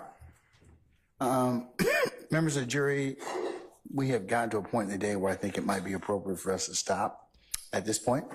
So what I'm going to do is, Mr. Murphy, if you could, I'm going to release you at this point in time for the day. Come back tomorrow for 12:30 and be in pocket, and we'll call you. We'll probably be here the afternoon, okay? Okay. All right, remember, don't discuss your testimony with anybody except the attorneys in this case, okay? Okay. All right, thank you, sir.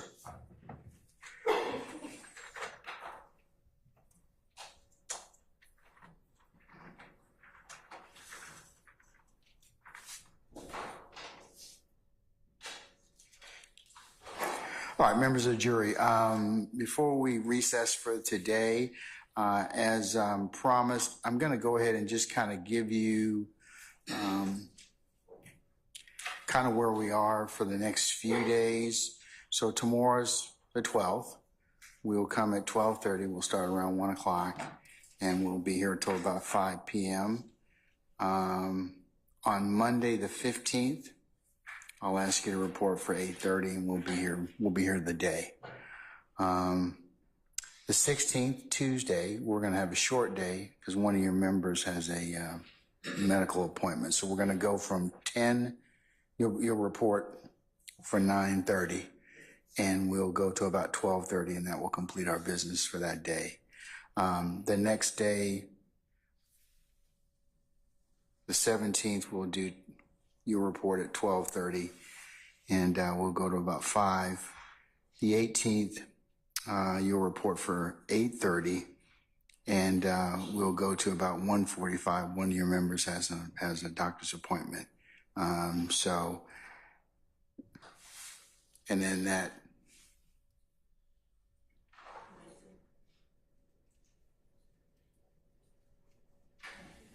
Friday, I've already told you that's when the court has Veterans Court, independent of these proceedings. So you'll report at 12:30 for a 1 o'clock start time. We'll go to 5 o'clock. I'll give you the week thereafter, starting on the 22nd, this coming week. But I have put on your radar already the 25th and 26th of April are administrative days. So you can, I hope you've booked those already. As well as the 2nd and the 3rd of May will be administrative days. So you can go ahead and put those down. The 22nd through the 24th, that's like that Thursday and Friday. That will be an administrative day for you all. You know, the 27th of May is Memorial Day. That's Monday. That's a holiday. On Monday, the 6th, I should say the 3rd of June, you'll have an administrative day on that day. June 19th, which is Juneteenth, we have a county holiday. And then the 26th through the 28th will be administrative days of June. So those days, go ahead and put those on your calendar if you want to go ahead and book something now, or you need to take care of some personal business and the like. We will go ahead and you can do that. Also, in relationship to the question you've asked me about remuneration on those days that you're not here, I have got some smarter people than me, the other lawyers in the county, taking a look at that issue. So I can go ahead and give you a firm answer on that. We think yes, but we need to get approval, okay? Because you can't do anything else on those days. And so that's why we have indicated to them that that would be something that we should do. So I hadn't dropped off the plate. We're working on it. So what are your questions of me at this point, if any? There's always somebody. You know, I'm just being polite, right? Okay, all right. So, ma'am, what is your question? I just want to clarify for May, you said the 22nd and the 23rd? The 22nd through the 24th.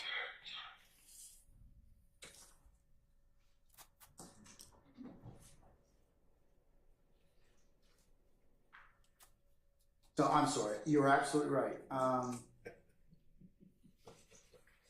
It will be that.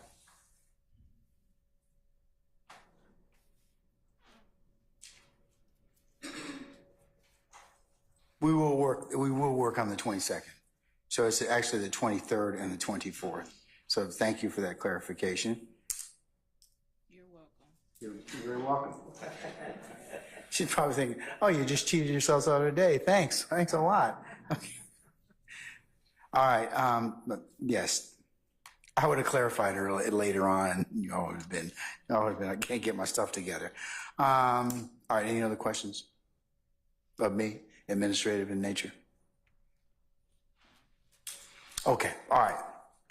This is of course subject to change, and I will, like I said, we'll do the pinpoint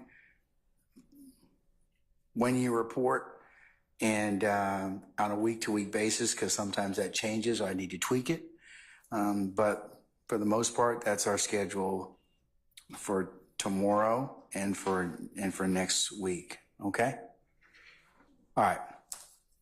Ladies and gentlemen, unless you have any other ministerial inquiry of me, let me go ahead and give you your admonitions. Please leave your notepads in the basket.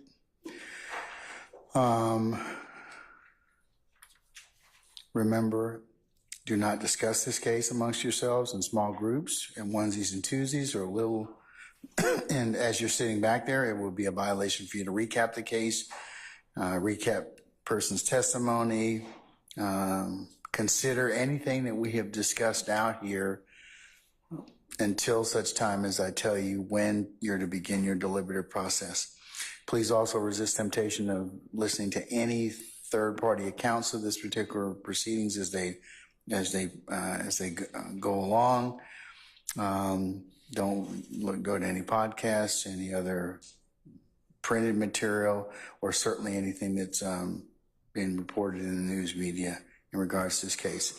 If anybody should try and approach you or attempt to talk with you about this case in any form or fashion through any particular medium or in person, please let Sergeant Ingram and myself know immediately.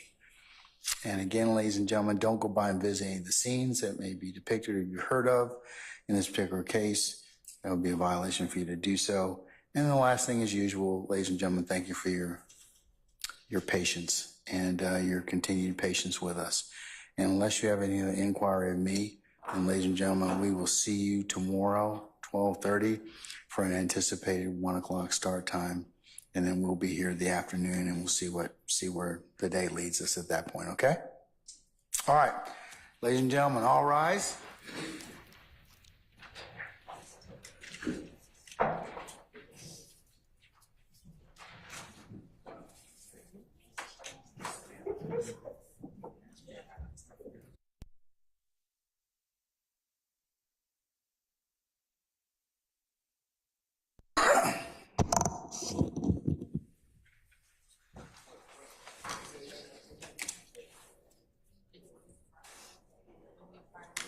All right, ladies and gentlemen, please be seated. Our jury has left us.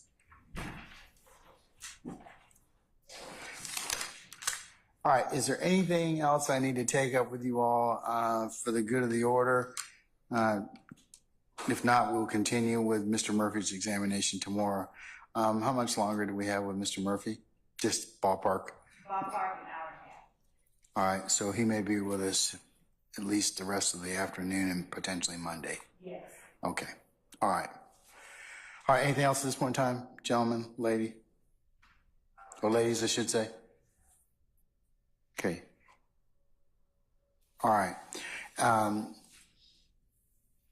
right, counsels, unless you have anything else, I'll see you tomorrow at 12:30 for an anticipated 1 o'clock start time, okay? All right, we're in recess.